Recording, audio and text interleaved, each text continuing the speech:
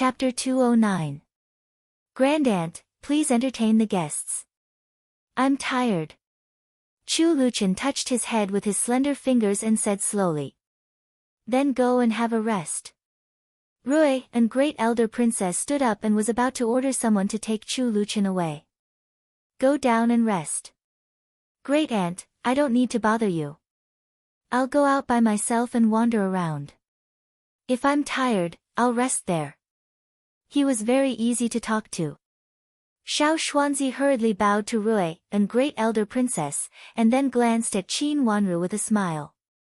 Then he pushed Chu Luchan out. When they reached the door, the two old maids on both sides reached out and grabbed the wheel together. Xiao Xuanzi raised the back of the wheelchair, and the three of them lifted the wheelchair steadily. Then, there was the sound of the wheels turning, and it slowly left. Sit down.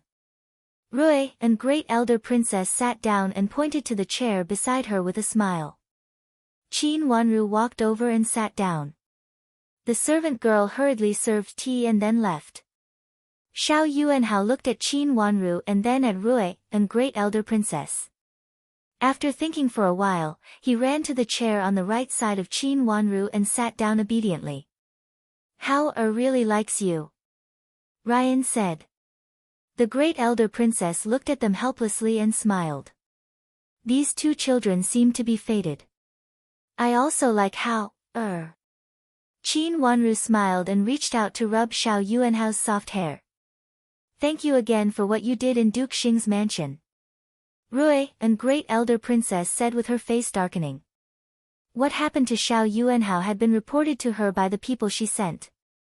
Of course, that person was also reprimanded by Rui, and great elder princess. Now Xiao Yuanhao had been replaced by another person, and he was led away as soon as he arrived at Duke Xing's mansion. What was the use of such a person? How is in Duke Xing's mansion? Qin Wanru thought about the wording and said, it seems that Madam of Duke Xing likes Hao very much and is willing to give in to Hao in everything. If Hao has any problems, she will also bear all the responsibilities. Her words were very implicit. Like? She doesn't even like Hao's biological mother.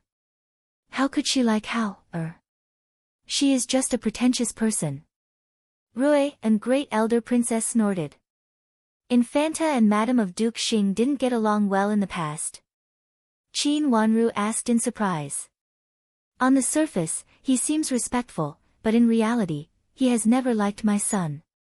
Rui, and great elder princess, said, you treat my son like this. How can you like Hao? I've already known what happened that day.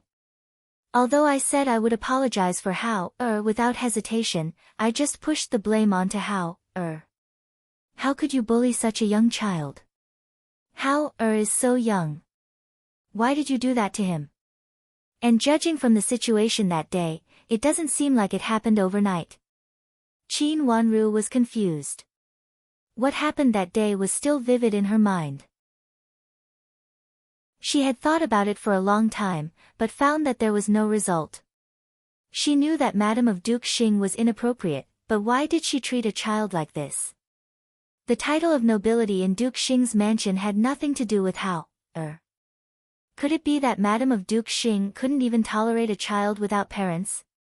Too ambitious.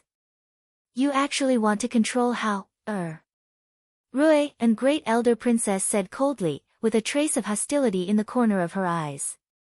If I know that what happened to Hao's parents is related to them, I will never let them go. It seemed that there should be something she didn't know. Qin Wanru was silent for a while. In fact, she didn't want to meddle in other people's business. She was busy with her own business, let alone others' business. Moreover, this kind of thing related to the royal family was not something that she, a weak girl, could meddle in. She reached out and touched the top of Xiao Yuanhao's head. This child looked very obedient. At this time, he just listened with a pair of big black eyes. Rui, and great elder princess, seemed to feel that her words made Qin Wanru a little embarrassed, so she changed the topic. What kind of person is the first miss of your mansion? Why did she suddenly bump into Hao that day? Hao said that she took the initiative to bump into him and overturned his ink. Yes, she did it on purpose. As soon as this was mentioned, Xiao Yuanhao twisted in the chair unwillingly and said with a pair of big eyes angrily. He even pouted his pink little mouth. He looked angry and awkward. Both Qin Wanru and Rui, and great elder princess, laughed. Okay, I believe you. Sister, you are a good person. She is a bad person. Don't let her come next time. Xiao Yuanhao was satisfied and his eyes were bright. Well, don't let her come to play. Qin Wanru comforted him with a smile. Then she turned her head and said to Rui, and great elder princess, although big sister is a little inappropriate in daily life, she would not want to offend you. Someone must have asked her to do so and they must have given her some benefits, or she thought it was a great benefit. Of course, she might not know Hao's identity at that time. Qin Wanru knew Qin Yuru's character very well. She dared not offend Rui, and great elder princess, for no reason. However, if someone hinted something to her and she didn't know Xiao Yuanhao's real identity, she would probably do something. She would not forget that when she mentioned Rui, and great elder princess, to Xiao Yuanhao, Qin Yuru's face turned pale. After that, she gritted her teeth and didn't change her words. Hinted. Rui, and great elder princess, understood and her eyes became cold. She sneered and said, this child was born with a hard life. He lost his father at an early age and his posthumous child had a difficult birth. My son also died because of this. Duke Xing's mansion refused to let me take him away with the excuse that he was their bloodline. They also said in front of others that they would treat Hao well. After that, Hao didn't want to leave, so I let him stay in Duke Xing's mansion. I didn't expect that Duke Xing's mansion had planned it long ago. It's also my negligence. If there was someone who didn't want Xiao Yuanhao to live well and wanted others to think that Xiao Yuanhao was a naughty and ignorant child, there was no one else but Duke Xing's mansion. Qin Wanru saved Xiao Yuanhao before, so Rui, and great elder princess, remembered the kindness of Qin's mansion.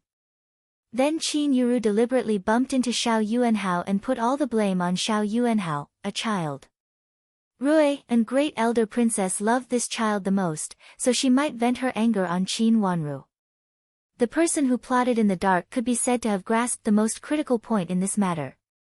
It could not only destroy Xiao Yuanhao's reputation, but also create a gap between Qin Wanru and Rui, and great elder princess. It was really a good move.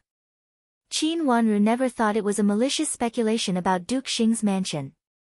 In her last life, the tragedy after she entered the capital city could be said to have been driven by someone behind the scenes. Although she didn't know who it was, it must have something to do with Duke Xian's mansion. Great elder princess, do you know the reason? Because this matter was related to her, Qin Wanru asked one more question. Isn't it because of the title of nobility in his mansion? Does he really think that the title of nobility in Duke Xing's mansion can exist for thousands of years? Rui, and great elder princess, snorted coldly and banged on the table heavily. For a title of nobility, he made all kinds of gestures. Now Hao is in my mansion. That day, I went to warn the mother-in-law and daughter-in-law. If they heard any bad rumors about Hao again, don't blame me for being rude. Qin Wanru's watery eyes flashed a trace of sadness.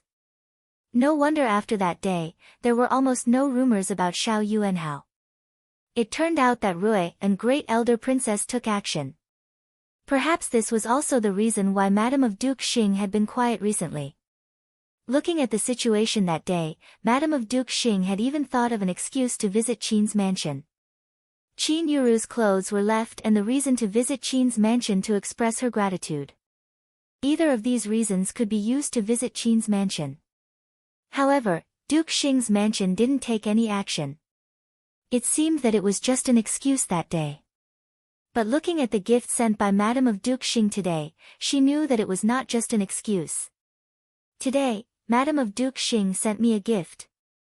Qin Wanru came to the mansion to talk about this matter. She immediately fluttered her long eyelashes and said softly.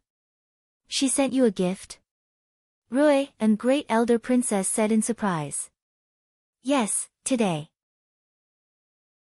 She said that we hit it off and asked me to visit Duke Xing's mansion more often.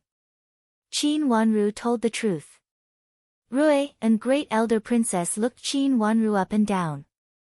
She didn't see the reason why Madam of Duke Xing thought highly of Qin Wanru. Of course, she didn't believe that Madam of Duke Xing really liked Qin Wanru because of Xiao Yuanhao. What did she send? A set of clothes and a set of jewelry. Qin Wanru said. Have you brought them? Rui and Great Elder Princess asked. Yes, they are in the carriage. Yujie, go and get them. Qin Wanru ordered. Rui and Great Elder Princess nodded and called an old maid over to accompany Yujie. When they came back, the gift box was placed on the table. After opening it, Rui and Great Elder Princess was stunned when she saw the extremely exquisite set of clothes. Colorful yarn. What is colorful yarn? Qin Wanru asked. She had never heard of it. Rui and Great Elder Princess reached out to pick up the cloth of the clothes and put it in her palm. The cloth slipped from her palm. Rui and Great Elder Princess picked up the clothes again and walked to the window. She looked at the clothes in the sunlight in front of the window. Immediately, the clothes showed an extremely colorful color, as if they were illuminated. The color became brighter and brighter, and it even seemed that there were other colors in this color. But when she looked carefully, it was just this color. It is indeed colorful yarn. This is a very rare tribute. Even in the palace, it is very rare for the concubines in the palace to want such a set of clothes. Usually, they only use this colorful yarn to make some handkerchiefs. Rui and Great Elder Princess took the clothes and sat in front of the bed again, looking at the clothes thoughtfully. Duke Xing's mansion was really generous. Chapter 210. What's the reason? Qin Wanru was shocked and couldn't help sitting up straight. Although he had long guessed that it was not simple, he did not expect that there would be such a hidden disaster. The emperor doesn't like it. Rui and Great Elder Princess did not hesitate this time. She looked at the hanging curtain and said in a low voice. Her words were concise. This answer was out of Qin Wanru's expectation. She had thought of many possibilities, but none of them matched with this answer. It turned out that the emperor didn't like it. As the emperor of a country, he should be high and mighty and usually pay attention to national affairs. How could he pay so much attention to this kind of thing about women's clothes? What about this set of jewelry? After the shock, Qin Wanru did not ask again, but pointed to another gift box and said. Since Rui and Great Elder Princess didn't say it just now, there must be a reason. The secrets of the royal family had never been something that others could casually inquire about. There shouldn't be many people who knew about this matter related to the emperor, or even if they knew, they wouldn't dare to say it. Seeing that Qin Wanru was sensible enough to stop asking, Rui and Great Elder Princess showed a trace of appreciation in her eyes. This child was indeed smart, and she knew when to advance and retreat, and knew how to make choices. Putting down the clothes in his hands, he picked up the accessories and looked at them. This is nothing. You don't need to wear clothes. Knowing that Rui and Great Elder Princess was reminding her, Qin Wanru nodded hurriedly. Elder sister, how, has something nice to look at. Elder sister will accompany how, to see it. Xiao Yuanhao, who had been sitting behind them, couldn't stand it anymore. He reached out to pull Qin Wanru's sleeves and looked at Rui and Great Elder Princess eagerly. Grandma, I want my sister to play with me. Seeing him twisting his small body like a rubber band, Rui and Great Elder Princess and Qin Wanru both laughed. Well, go and play for a while. Don't get too tired. Rui and Great Elder Princess ordered with a smile. Okay, how, will be obedient. How, will be obedient. Hearing that Rui and Great Elder Princess agreed, Xiao Yuanhao hurriedly jumped down from the chair, pulled Qin Wanru's sleeves and walked out. Qin Wanru stood up helplessly. After bowing to Rui and Great Elder Princess, she left with Xiao Yuanhao. Sister, let's go. Let's hurry up. As soon as they left the sight of Rui and Great Elder Princess, Xiao Yuanhao became more lively. He held Qin Wanru's hand and led the way. After passing through a few winding corridors, they arrived at a garden. Sister, look, the flowers are blooming. Isn't it beautiful? Pointing at a plum tree by the door, Xiao Yuanhao said proudly. The plum tree was vigorous and the red plum blossoms on its branches were blooming. It was only the beginning of winter, yet there were actually such beautiful plum blossoms to look at. It was truly surprising. So early. Qin Wanru held Xiao Yuanhao's hand and asked in astonishment. Yes, it's early at my maternal grandmother's place. Even my maternal grandmother's place doesn't open this early. I discovered it before, and I'm waiting for my sister to come. I'm sure my sister will like it. Xiao Yuanhao's little face was white and tender, and he pretended to be an adult at this moment. Only his black and white eyes showed a little bit of complacency, and he looked at Qin Wanru with a look of asking for praise. Qin Wanru smiled and reached out to rub the top of his head. No wonder Chu Luchen liked to touch her hair before. It was really comfortable to touch her soft hair. Big sister likes it very much. How, you are so nice. You know I like it. Big sister, there are more inside. Let me take you in. Xiao Yuanhao was so happy that he almost jumped up when he was praised by Qin Wanru. Immediately, the serious look on his face fell apart, and he pulled Qin Wanru to the garden. The yard was full of plum blossoms. Some had bloomed, and some had not. They were scattered in a picturesque way, and they could be clearly distinguished. One was red, and the other was white. Along the winding path, a pavilion appeared in front of them, and there was a man in the pavilion, with his back to them. Seeing his back, Qin Wanru sighed helplessly. Chu Luchen, it was the clothes that Chu Luchen was wearing just now. She would not misplace it. Big sister, Prince Chen is here. Xiao Yuanhao stopped and said in a low voice. Seeing Xiao Yuanhao's look, Qin Wanru couldn't help laughing. It was the first time that she saw a timid expression on this child's face. This child had always been fearless, but he was also afraid of Chu Luchen. What's wrong? How, are you afraid of Prince Chen? Qin Wanru said in a low voice. She looked around and didn't know where Xiao Xuanzi was. He was not here. Yes, How, is afraid of Prince Chen. Xiao Yuanhao nodded with a tight face, and reached out to pull Qin Wanru to step back. Why are you afraid of Prince Chen? Qin Wanru was interested, and she asked in a low voice with a smile. Prince Chen wants me to study, and he wants to hit my palm. It hurts. Xiao Yuanhao looked aggrieved, and pulled Qin Wanru's hand hard. He was really afraid of Prince Chen. In the past, he was used to be the king in Duke Xing's mansion, and everyone gave in to him. Moreover, he was tempted not to study.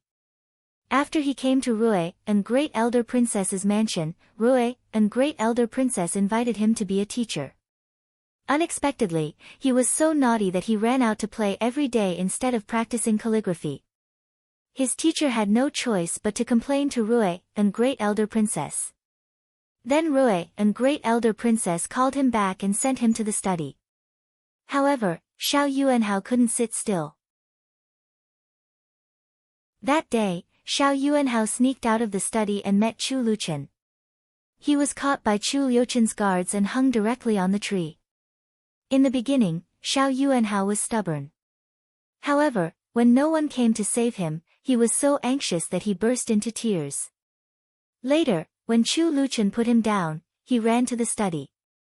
When he saw Chu Luchen again, he didn't dare to be presumptuous, for fear that he would annoy Prince Chen again.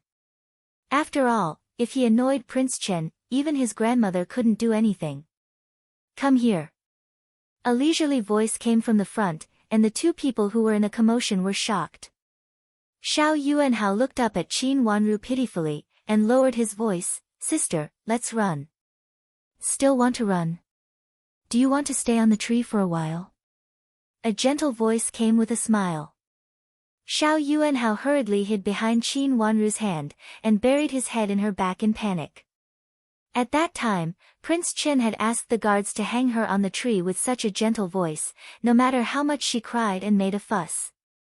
Feeling the child's fear, Qin Wanru felt helpless. She held Xiao Yuanhao's hand and pulled him over, and then walked slowly to the pavilion. In the pavilion, the wheelchair had turned. Chu Luchen leaned against the railing of the chair, and supported his head with one hand. His posture was leisurely, with a delicate face and a gentle look. There was a faint smile at the corner of his mouth, and his gaze slowly fell from Qin Wanru to Xiao Yuanhao. Qin Wanru sensed that Xiao Yuanhao's little body trembled a little, and he tightly leaned against her. How, don't you want to study? Chu Luchen asked gently.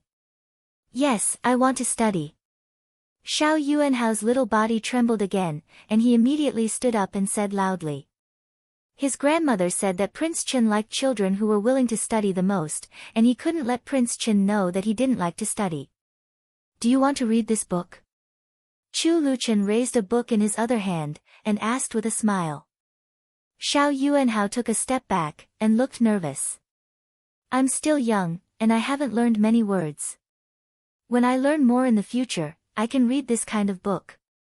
His grandmother said that if he didn't know how to read the book given by Prince Chen, he would be beaten. How, are you going to study now, or my book? Chu Luchen said with a lazy smile. I'm going to study now, and my teacher is still waiting for me. Xiao Yuanhao felt that he couldn't stay at this time, so he looked at Qin Wanru with a humble look, and pulled her hand. When Qin Wanru slightly squatted down, he said in a low voice, Sister, I'm going to study now, and you can ask someone to come to the study to find me. After saying this, he looked at Chu Luchen carefully, let go of Qin Wanru's hand, and ran out quickly. An old maid followed him closely, and said anxiously, Master Hao, be careful, and run slowly, or you'll fall. The voice gradually faded away, and finally, Qin Wanru was left standing at the entrance of the pavilion with a stunned look. Chu Luchen laughed, in a low voice at first, and then he laughed out loud. He even took the book in his hand and patted the armrest of his chair hard, as if the treasured book was about to fall apart. Your Highness, Hao, is just a child. Qin Wanru was very helpless, and reminded Chu Luchen helplessly, who had lost his usual elegance and decency. Scaring a child gave him such a sense of accomplishment, and she didn't know what he was thinking. Chu Liuchen's laughter suddenly stopped, and he covered his chest and coughed loudly. Qin Wanru hurriedly took 2 steps forward, and reached out to pat his back a few times. Finally, Chu Luchen stopped coughing, and his pale face became flushed because of coughing, showing an unhealthy weakness, but because of this flush, his delicate face became more and more beautiful. He raised a pair of eyes that were coughing out water vapor, looked at Qin Wanru, and his face suddenly became gloomy. He reached out to push away Qin Wanru's hand, and his face was indifferent, and his eyes were unusually shimmering. Do you think that I'm dying? Your Highness, Qin Wanru, if I die, what do you think will happen? Chu Luchen suddenly laughed again. Qin Wanru took a step back, and kept a distance from him. This was the temperamental Prince Chen. I don't know. Will someone avenge this king? Chu Luchen asked with interest, as if the gloominess at that moment was just Qin Wanru's own mistake. Your Highness, of course you will live a long life. Qin Wanru didn't understand what he meant, and answered carefully. Live a long life? Chu Luchen seemed to have heard a big joke. His thin lips curled up slightly, revealing a mocking smile. The sickly handsome young man looked a little decadent. Others may be able to live to 100 years old, but I can't. If others can, so can you. Qin Wanru didn't understand what he meant, and she blinked her eyes and asked confusedly. This king's body can actually live as long as others. Qin Wanru, you're really good at flattering. Chu Luchen smiled, and it seemed that he was in a good mood, but Qin Wanru saw that his smile did not reach the bottom of his eyes, and it was not like the unscrupulous smile just now, and she couldn't help but feel cold.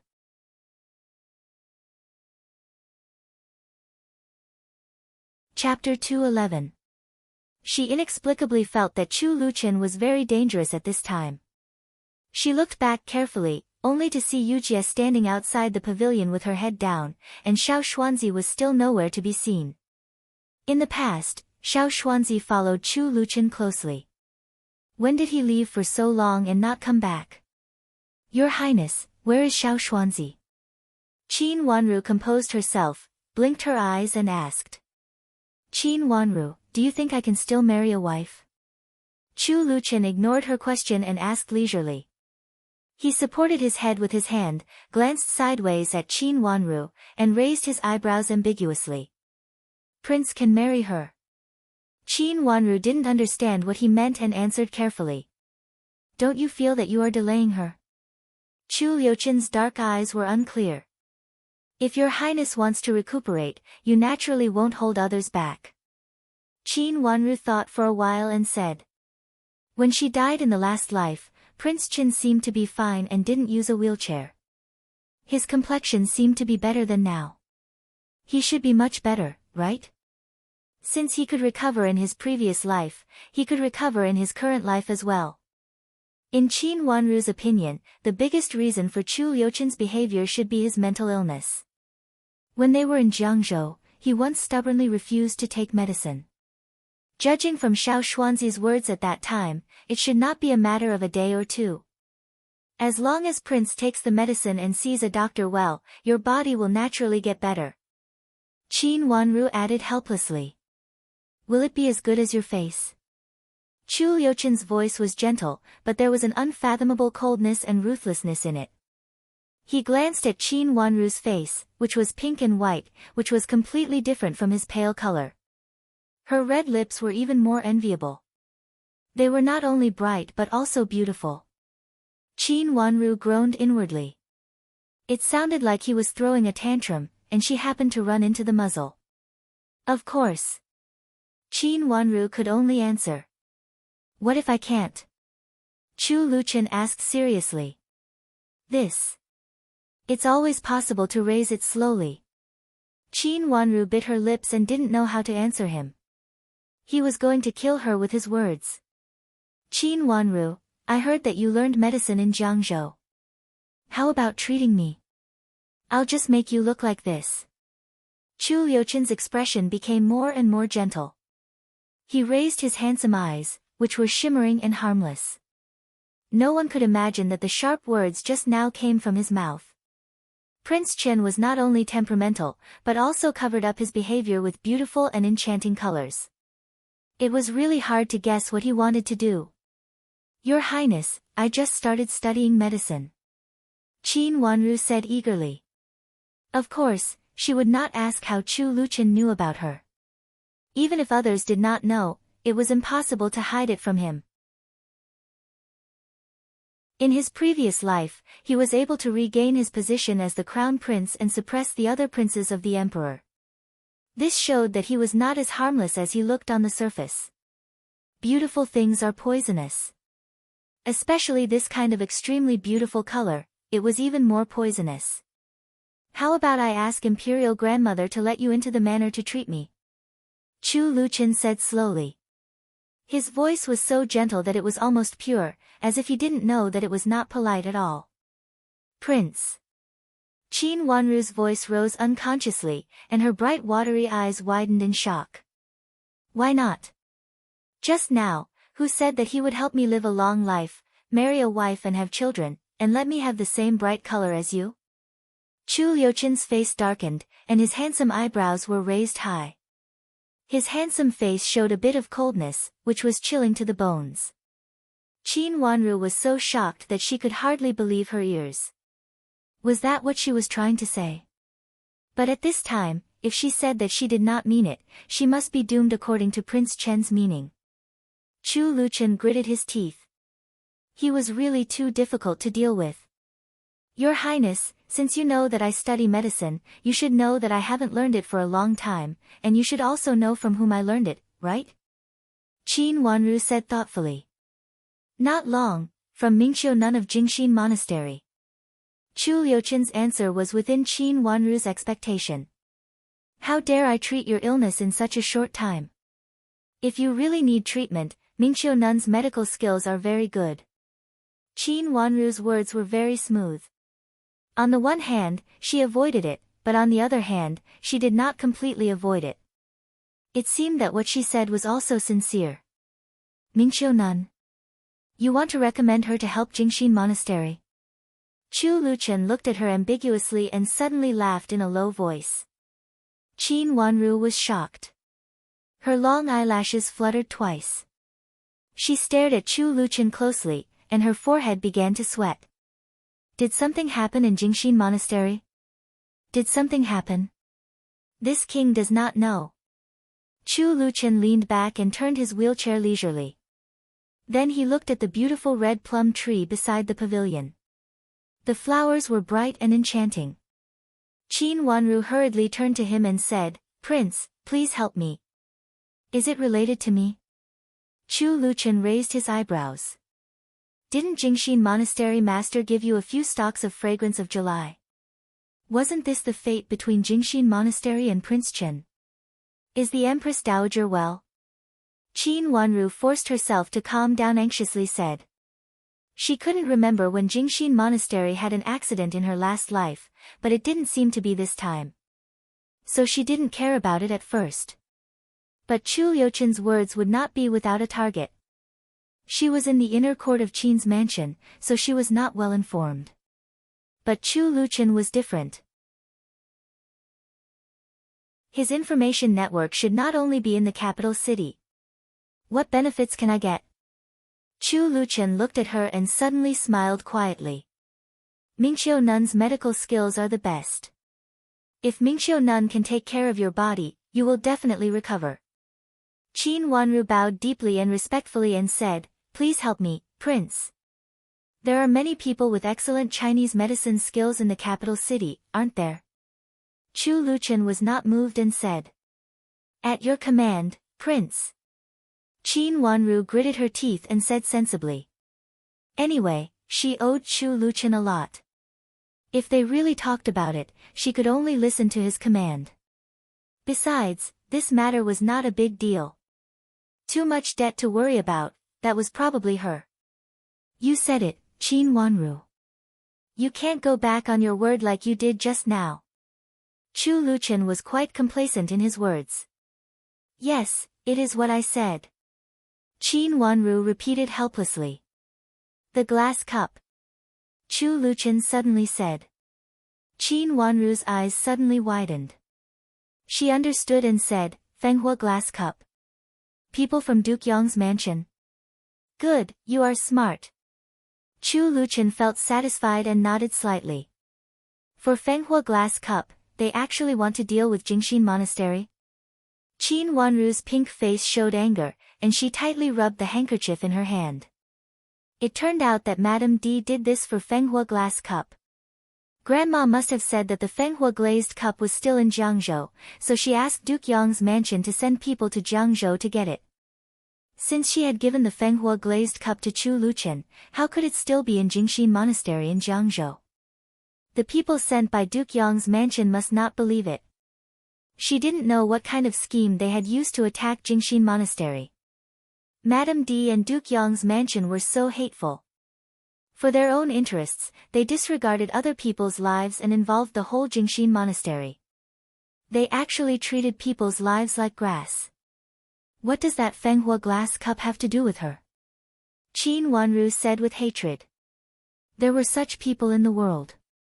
They were not only extremely vicious, but also took others' things for granted. They even did things that angered both human beings and gods in order to take others' things as their own. In the past, she didn't understand why Madame D and Qin Yuru treated her like this. Now she felt that there was no need to think about it at all. Some people were so vicious and cold by nature. When I went to Jiangzhou, it was Rui, a great elder princess, who asked me to find the glass cup. I didn't know if I didn't look for it, but when I looked for it, I was shocked. I found more than a dozen glass cups for Rui, and great elder princess. Chu Luchen said casually, Your one is with me, and I threw the rest to Rui, and great elder princess. So, There was no answer to this matter. She didn't know why Madame D liked it so much.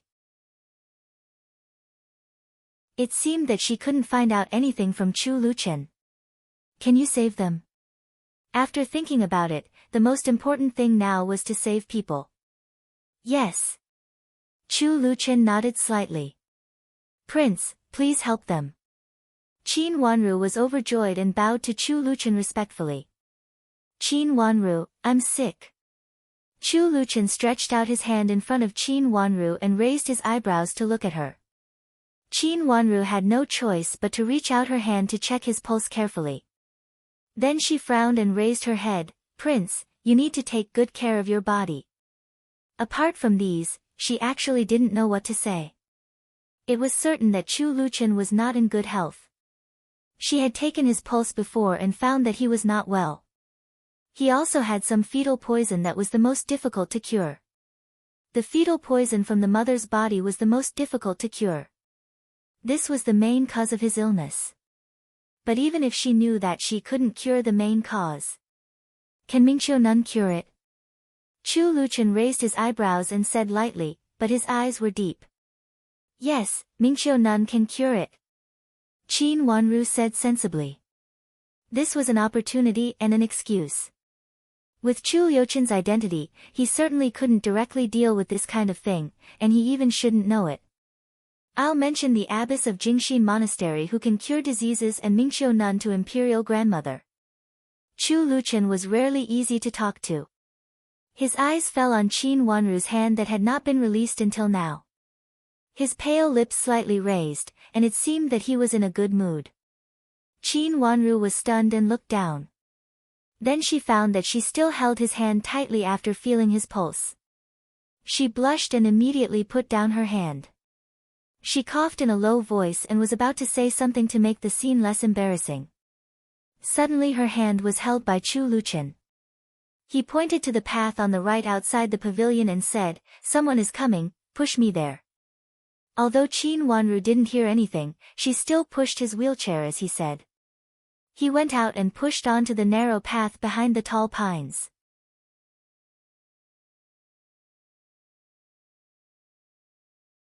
Chapter 212.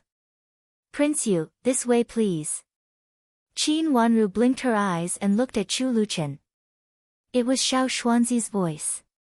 Where is he? At the intersection where they came before, 3 people appeared. One was Xiao Xuanzi, the other was Prince Yu, Chu Luyue, and a little eunuch, who should be Chu Luyue's personal eunuch. Hey, our master was here just now. Where is he now? Xiao Xuanzi was also stunned. He looked around and found no one, and his face turned pale. Where is he going, third brother? Chu Luyue didn't panic. He just glanced around coldly and found nothing, so he asked slowly. This. I really don't know. I heard that Your Highness Prince Yu is coming, so my master asked me to pick you up. This. I really don't know where he is going. Your Highness Prince Yu, please wait a moment. I will ask someone from Great Princess Royal Mansion. Xiao Xuanzi said anxiously. Chu Luyue waved his hand, and Xiao Xuanzi hurriedly left. Chu Luyue walked into the pavilion, walked around leisurely with his hands clasped behind his back, stood there casually, and began to appreciate the plum blossoms in front of him. For a long time, there was no sound in the pavilion. Your Highness, is Prince Chen not here? Do you want to go to other places to have a look? The little eunuch following Chu Luyue couldn't help but ask. It doesn't matter. Just wait. Chu Luyue said calmly. Your Highness, is it that Prince Chen left you here alone like last time? The little eunuch felt unfair for his master and said, it was the same last time. He said he would wait for you here, but he left early in the end, leaving you waiting here with an empty stomach. The little eunuch said discontentedly. It was obvious that his master was most likely to inherit the throne in the future. Why did he treat Prince Chen, who was dying of illness, so well? He was originally a crown prince who had been abolished, and it was impossible for him to have a chance to take back the throne. Even if he recovered, it was useless.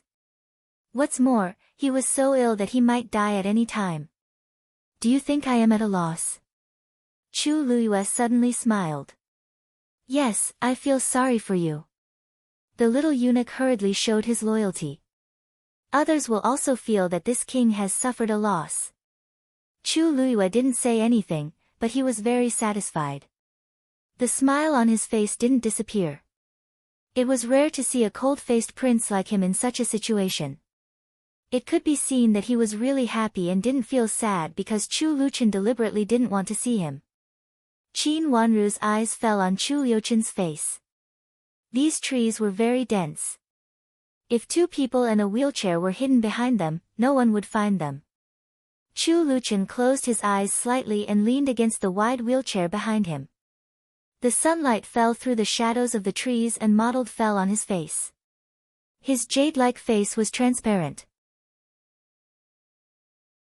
His long eyelashes curled up and rested on his handsome and delicate facial features, making him look like a gentleman walking out of a painting. Even though his lips were so pale, it didn't affect his appearance in the slightest. Such a person should be living in a picturesque environment. Qin Wanru inexplicably bit her cherry lips, giving birth to a few sighs and inexplicable feelings. Chu Liuyue's words had been very clear. The reason why he was so accommodating to Chu Luchen was that he deliberately did it to show others. The more Chu Luchen made it difficult for him, the more others would think of him. Chu Luchen was just a tool for him to fish for fame. Perhaps he was not only fishing for fame, but also wanted to please the Empress Dowager. It was said that the Empress Dowager liked the sick and weak Chu Luchen most. However, no one would have thought that he would be the one to obtain that position in the end. Not to mention his identity as the dethroned crown prince, with his current identity, no one would regard him as a formidable opponent. But even so, the emperor would certainly not let him go. If someone used his identity, they could still stir up a big mess. Such a person could not be caught or let go, but Chu Luyue dared to use him. Prince, you can make friends with other princes, but Prince Chen is always, the emperor may not like him. The little eunuch was Chu Liuyue's confidant, so he dared to say something, especially when there was no one around and his prince was obviously in a good mood. Father doesn't like him? Chu Luyue said calmly. Seeing that he was so calm, the little eunuch became bolder and immediately plucked up his courage to say, Prince, the emperor will definitely not like Prince Chen's identity. If you get close to Prince Chen, the emperor may. Before he finished his words, the little eunuch did not dare to say too much. But the meaning of his words had been understood. Chu Luyue chuckled in a low voice and was in a very good mood. Father won't really do anything to him. Anyway, he is dying. It's good enough for him to live for 1 or 2 years. Does he really want to live forever? Given his condition, he will die even if father doesn't do anything to him. He said this with great certainty. The little eunuch suddenly raised his head, and his face immediately turned pale. Although he was a confidant, he did not want to know some things. If he knew too much, he would die quickly. This was a fact that many people in the palace knew. Perhaps the little eunuch's shock disturbed Chu Luyue. He finally turned his head, glanced at the little eunuch calmly, and raised the corner of his mouth. Don't worry, I won't do anything to you. You're this king's confidant. Could it be that this king has other confidants that are important to you? Thank you, Prince. The little eunuch knelt down with a plop and heavily kowtowed 3 times. His face became slightly better. Chu Luyue raised his hand and motioned him to get up. Then he turned around and walked out of the pavilion. The little eunuch hurriedly got up and followed him. He hesitated and said, Prince, are you not going to wait for Prince Chen? No, I've come to look for him. It doesn't matter whether I can find him or not. It doesn't matter as long as imperial grandmother and father can see him. Chu Luyue said casually. The little eunuch did not dare to answer casually and hurriedly followed him. They walked out of the plum blossom forest one after another. The pavilion became quiet again. Qin Wanru looked at Chu Liuchen's handsome face. With his eyes still closed, he looked completely harmless. Even if he didn't do anything and just leaned against the pavilion quietly, he had a natural elegance and nobility, which made him look more noble than the characters in the ordinary ink paintings. Prince. Qin Wanru whispered when she saw that he did not speak. What's the matter? Chu Luqian asked without opening his eyes. This. Prince Yu has left. Although she did not think that it was impossible for Chu Luqian not to hear it, Qin Wanru still said this. So what if he came? So what if he left? His leisurely voice was a little cold and dignified. Qin Wanru could not help but feel shocked. She did not know what others thought of him, but at least in her eyes, Chu Luqian would never be simple. Such a character, even if he was sick and weak, could also control the weather. How could he be really innocent and harmless? If so many people really thought so, it could only be that Chu Luqian's expression was too deceptive. Qin Wanru found that he knew what kind of expression to show at any time. It was far beyond the moodiness. How many people in this world could control their moods and make others think that they were truly temperamental and that they were just being willful? Capricious moodiness, extremely sick and weak, coupled with his occasional innocence, who would regard him as a strong enemy? It seemed that except for being sick and weak, everything else was secretly controlled by him. Inexplicably thinking of something, she could not help but feel shocked, and the hand that was pushing the wheelchair unconsciously moved. What's wrong? Do you feel sorry for me? Chu Luqian's eyes opened at some time and fell on Qin Wanru coldly, as if an extremely sharp and light sword cut through this empty place. There was a kind of coldness that made people feel creepy. Qin Wanru looked down and met Chu Luqian's eyes. She did not avoid his eyes and said, "Your Highness is not pitiful, but Prince Yu is pitiful." After saying this, she felt even more scared. This kind of feeling should be the same as Chu Luoyue's little eunuch just now. She did not want to say it, but if she did not say it, she would inevitably be pushed to the position of Chu Luqian's confidant. If not, there was only a dead end.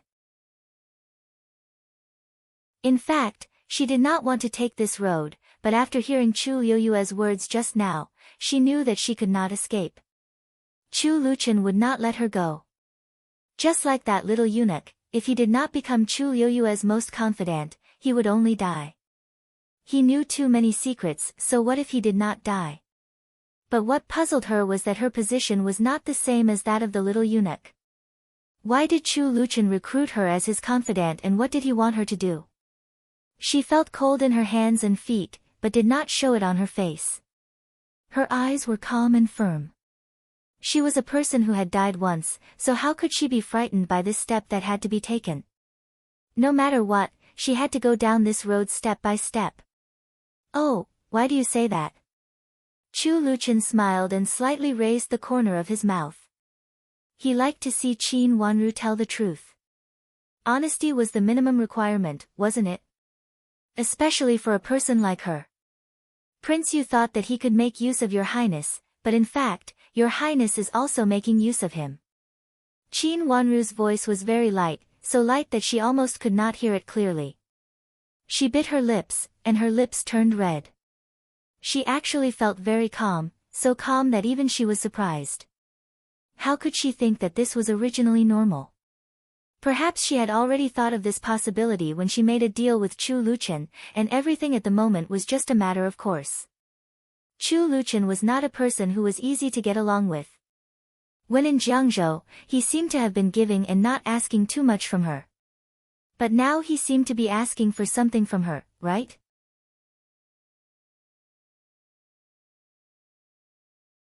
Chapter 213. Then how do you think we should deal with him? Chu Luqian said lazily, his eyes falling on Qin Wanru's face. Qin Wanru closed her eyes to hide the trace of serenity in her eyes. She opened her eyes again and looked at Chu Luqian quietly. She said bluntly, "Prince, I don't know. I'm just a weak girl, I don't know many things." Chu Luqian stopped talking. He tilted his head slightly and seemed to be looking her up and down. Qin Wanru didn't say anything. She pursed her lips stubbornly and looked straight at the handsome and harmless face in front of her. He was so gentle and aloof. Who could think of his black-bellied and powerful strength? Qin Wanru, do you know what you just said? Chu Luchen suddenly laughed and touched his chin playfully. I know. Qin Wanru nodded without hesitation. Perhaps, she had already known this a long time ago. Chu Luchen looked at her this time and suddenly said meaningfully, good, this is very good. Qin Wanru blinked her watery eyes, and Chu Luchen's figure could be seen in her clear eyes. I will deal with the Jingxin Monastery master. This was Chu Luchen's affirmation to her. She felt relieved. Even if she had given Fragrance of July to Chu Luchen before, she didn't know whether he could repay her with this favor. But now Qin Wanru felt relieved. The appearance of Xiao Xuanzi helped Qin Wanru out of trouble. After bowing to Chu Luchen, Qin Wanru turned around and left. Seeing Qin Wanru leaving in a hurry, Chu Luchen withdrew his gaze and looked down thoughtfully. His long eyelashes fell like a tired butterfly, very beautiful, but also very relaxed. Master. Prince Yu has gone back. Will the Empress Dowager think you are unreasonable? Xiao Xuanzi reported. It was rare that his master was in a good mood and relaxed. He was still very willing to see it. Thinking of this, he couldn't help but look at the place where Qin Wanru disappeared. Chu Luiyue thinks that no one can understand his mind. There are many smart people in the world. Chu Luchen said lightly. His extremely long eyelashes cast a strange shadow on his white, almost transparent face. But when he raised his eyes, he looked gentle, as if he was looking at a completely different scene from what he saw just now. That extremely handsome face seemed to know when to use the right expression to control the hearts of others. He was smiling. Xiao Xuanzi, who had been with him for a long time, could sense that his smile did not reach his eyes. It was a completely different feeling from the relaxation just now. Master, if second Miss Qin didn't say that, you would. Xiao Xuanzi stammered. He didn't know if it was because Chu Liuchen's face was too relaxed just now, or it was because he saw Chu Liuchen's sudden defense that made him laugh too hard. In fact, he had been here for a while. He had walked through the hidden place on this road with his master, so he heard the conversation between Chu Luchen and Qin Wanru. Since it has fallen into my hands, it belongs to this king. No one can take it away from me. Chu Luchen stretched out a slender hand. His skin was also pale. Looking at his palm, he slightly raised the corner of his mouth and said with a faint smile. The inexplicable chill made Xiao Xuanzi shiver involuntarily, and the next words almost came out of his mouth. If second Miss Qin didn't say so just now, you wouldn't have dealt with her. After saying this, Xiao Xuanzi immediately understood and knelt down abruptly. Master, please forgive me for speaking recklessly. Since she has appeared, she doesn't have to go. Chu Luchen ignored Xiao Xuanzi, and his eyes fell on his palm softened. There are not so many ifs in this world. If she belongs to me, she can't escape. Chu Liuchen's voice was also almost gentle. After a long time, he raised his head and slightly raised his hand, motioning Xiao Xuanzi to stand up. Xiao Xuanzi stood up numbly and looked at Chu Luchen in a daze. A trace of tears flashed in the corner of his eyes. He might be happy for his master, but was it really okay for him to be so stubborn? Perhaps second Miss Qin could be the sunshine in his master's heart and pull him out of the eternal darkness. After Qin Wanru left Chu Luchen, she went to find Xiao Yuanhao. Xiao Yuanhao was practicing calligraphy in the study. When he saw Qin Wanru, he stopped practicing and pushed the paper in his hand away and ran out. Sister, has Prince Chen left? Xiao Yuanhao looked behind Qin Wanru and was relieved when he didn't find Chu Luchen. Qin Wanru couldn't help laughing. This child was not afraid of anything. She didn't know why he was so afraid of Chu Luchen. Everything had its vanquisher. Prince Chen is not here. I came to tell that I'm going back. Sister, don't go. I haven't played with yet. Xiao Yuanhao was reluctant, twisting his little body and pouting his little mouth. How many words have you written? Qin Wanru blinked her watery eyes and smiled leisurely.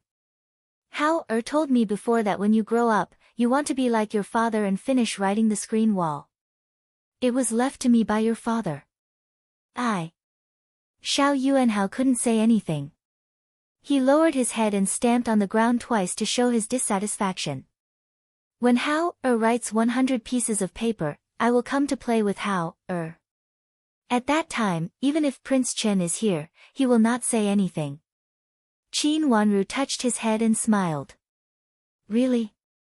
Prince Chen will not care about Hao's business. Hearing that Chu Luchen would not care about him, Xiao Yuanhao's eyes lit up. He raised his head and looked at Qin Wanru with a look that he wanted to get a positive answer from her. Yes, Hao has been studying hard. Prince Chen will certainly not say anything. Even if he sees Hao playing with me, he will not do anything. Qin Wanru coaxed him. Okay. Xiao Yuanhao hesitated and said helplessly. Thinking of Prince Chen's face, he couldn't help shivering. He was really afraid of seeing Chu Luchen. Last time when he was hung up, he cried and complained to his maternal grandma, but his maternal grandma ignored him. Later, when he returned to Duke Xing's mansion, he also took the opportunity to complain to his grandmother. However, his grandmother and second aunt, who always defended him, said that they could not control Prince Chen's business and asked him not to provoke Prince Chen. Xiao Yuanhao, who couldn't complain, immediately became obedient and didn't dare to make trouble in front of Chu Luchen. If there was someone he was most afraid of now, it would be Chu Luchen. There was no one else but him. After talking with Xiao Yuanhao for a while, Qin Wanru went back with Yujie to say goodbye to Rui and Great Elder Princess. Rui and Great Elder Princess gave her some cloth, which was not only for her, and asked her to distribute it to others in the mansion. After thanking Rui and Great Elder Princess, Qin Wanru went out with Yujie and got on her carriage. The carriage turned all the way out of the gate of Great Elder Princess's mansion and went to Qin's mansion. When they arrived at the mansion, the carriage stopped. Qin Wanru asked 2 servant girls to take the gifts and went to see Madame Dowager first. Coincidentally, Qin Yuru and Di Yan were also there. Since they got engaged in a hurry, they almost always went together when they came to the inner courtyard. They looked very harmonious and seemed to have forgotten what happened to Ning Kaixian before. After Qin Wanru went forward and bowed to Madame Dowager, she asked the servant girl to put the gifts on the table. The bolts of brocade were so beautiful that they dazzled everyone's eyes. Grandma, these are the gifts that Rui and Great Elder Princess asked me to send to you, Qin Wanru said with a smile. Qin Yuru stepped forward first, reached out to pick up a piece of brocade, and gently stroked the embroidered brocade. At first glance, she knew it was a good thing. Even in Duke Yang's mansion, it was hard for her to see such a gorgeous material, but now there were several bolts piled up here. Rui and Great Elder Princess must have given them to you. Since she has given them to you, you can take them. Most of them are for young girls. How can I use such young materials at my old age? Madame Dowager said with a smile as if she didn't see the greed in Qin Yuru's eyes. Grandma, they are really sent by Rui and Great Elder Princess, but some of them are for you. Grandma, just accept them. Qin Wanru said with a smile. Then you can choose first. Take as many as you like. Anyway, it is Rui and Great Elder Princess who originally thanked you. Madame Dowager was clear about the matter and certainly knew the reason why Rui and Great Elder Princess expressed her gratitude. She immediately said to Qin Wanru with a smile. Grandma, since it is Rui and Great Elder Princess kindness, how can I refuse? If Great Elder Princess knows it, she will think that you don't like her gifts. At that time, it will not be good to make Rui and Great Elder Princess angry. Let me help you pick some suitable ones first. Qin Yuru rolled her eyes and continued Madame Dowager's words. She had picked a few that she liked just now and pulled them all to her hand. Grandma, do you think the ones I picked are beautiful? Such beautiful materials were all sent by Rui and Great Elder Princess. Many of them should be tributes. Even if one had money, one couldn't buy them. Why did Qin Wanru pick all of them? Compared to her, she was the elder sister. Moreover, her current identity was not ordinary. Of course, she could choose the ones in her grandmother's hands. Di Yan frowned. Although he was a jerk, he could see clearly in this matter. He walked to Qin Yuru and reminded her in a low voice, Rue, and great elder princess sent these gifts to thank cousin Wan. However, Qin Yuru didn't listen to him at all. She looked up at Madame Dowager and seemed to listen to her. Yuru, let Zhuozhuo choose first. This is the gratitude of Rue and great elder princess. Madame Dowager's face darkened and she said lightly. Qin Yuru's face changed. She glared at Qin Wanru angrily and pushed the few pieces of materials in her hand out fiercely. She retreated angrily. Because she pushed too hard, 2 pieces of materials fell to the ground and made a heavy sound. Everyone's eyes fell on the materials involuntarily and then turned to Qin Yuru's face. Oh, I hit them too hard. It's really careless. Qin Yuru put a fake smile on her face and patted her sleeves. She couldn't hide the jealousy and hatred in her eyes. Qin Wanru walked over to pick up the 2 pieces of materials on the ground and put them on the table. Then she pulled out a few pieces of materials and turned to Madame Dowager with a smile. Grandma, I want these pieces.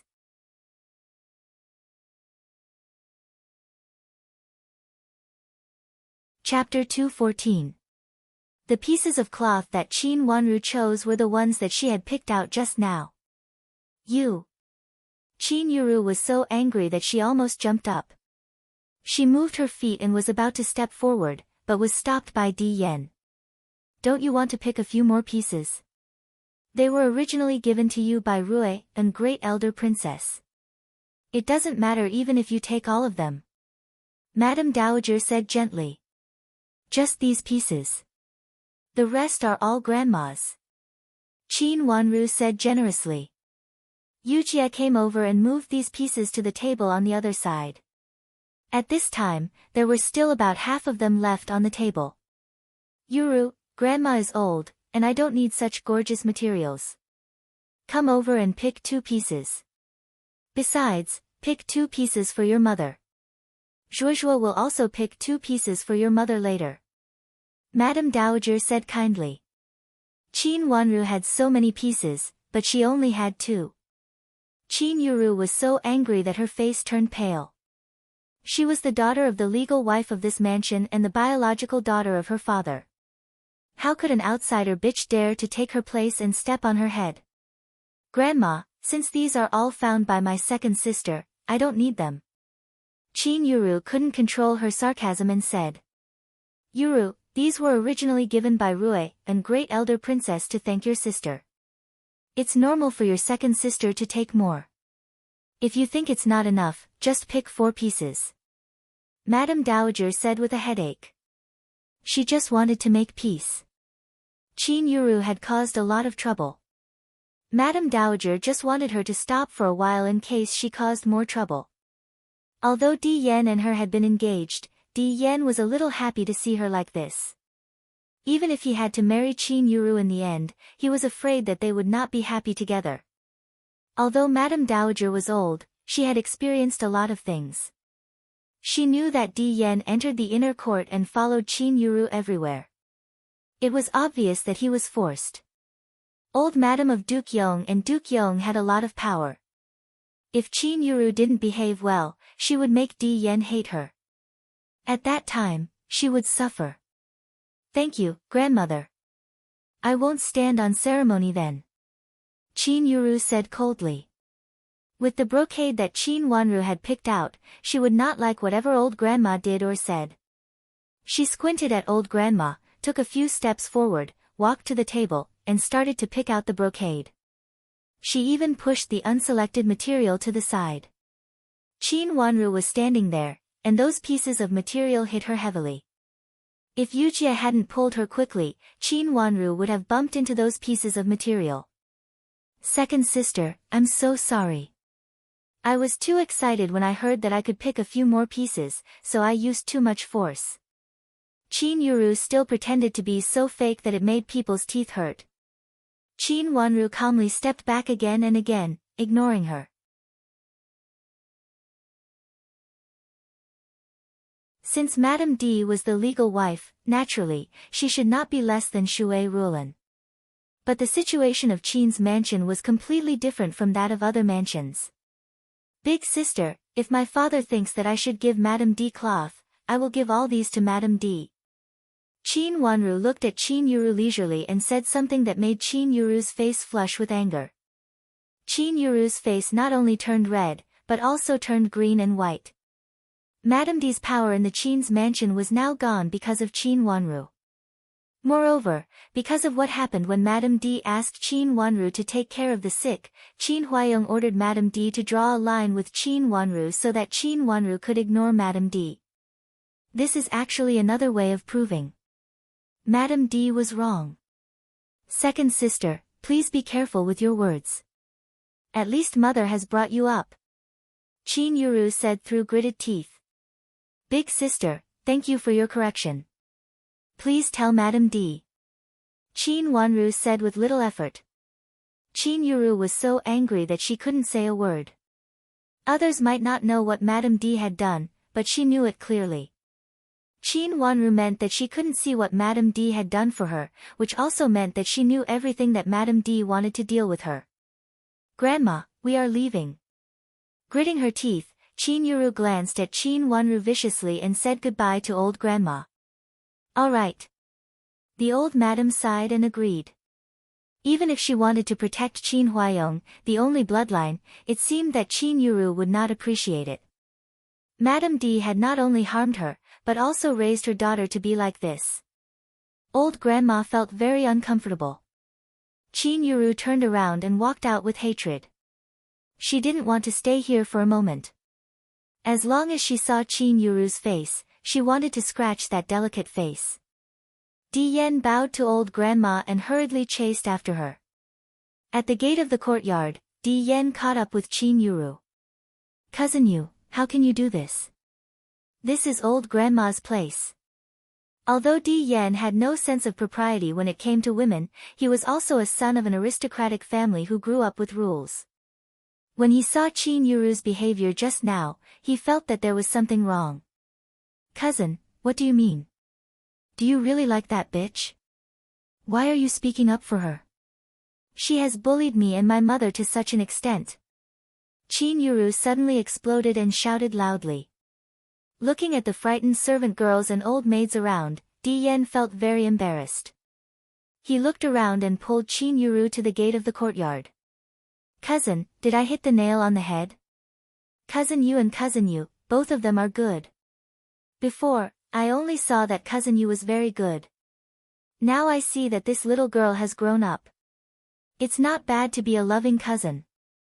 Qin Yuru wanted to shake off Di Yan's hand and said sternly. How could the previous matter be easily forgotten?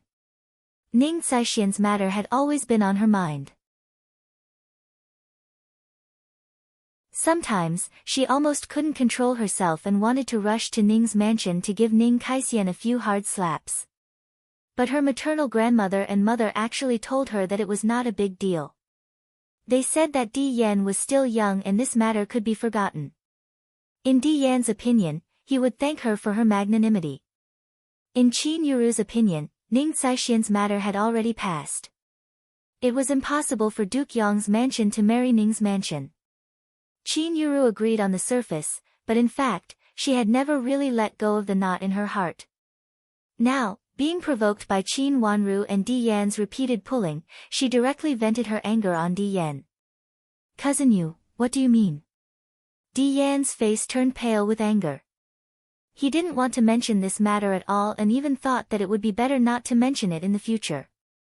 Before, Duke Yong had already told him about the various disadvantages of this matter. Ning Caishian's reputation had been ruined and it was impossible for her to become his legal wife. Besides, marrying her would do him no good at all. Even though he still had some affection for Ning Caishian, it was not enough for him to put everything aside and be with Ning Caishian. If Qin Yuru hadn't mentioned it before, Di Yan would have thought that although Qin Yuru didn't do well in some aspects, at least she was very generous and gentle to him. But now Qin Yuru couldn't help saying this. He found that Qin Yuru had always kept it in her heart or was waiting for the right opportunity to get even with him. For a moment, he was annoyed. Seeing Di Yan's face, Qin Yuru immediately came to her senses. Her face turned pale and she panicked. Di Yan snorted coldly, turned around and strode away. Cousin. Qin Yuru was anxious and hurriedly chased after him. Unfortunately, Di Yan left resolutely and didn't mean to wait for her. After running for a few rods, she could only see his back. Qin Yuru was so anxious that her eyes turned red. She panted and stamped her feet hard. She turned around viciously. She was not done with Qin Wanru.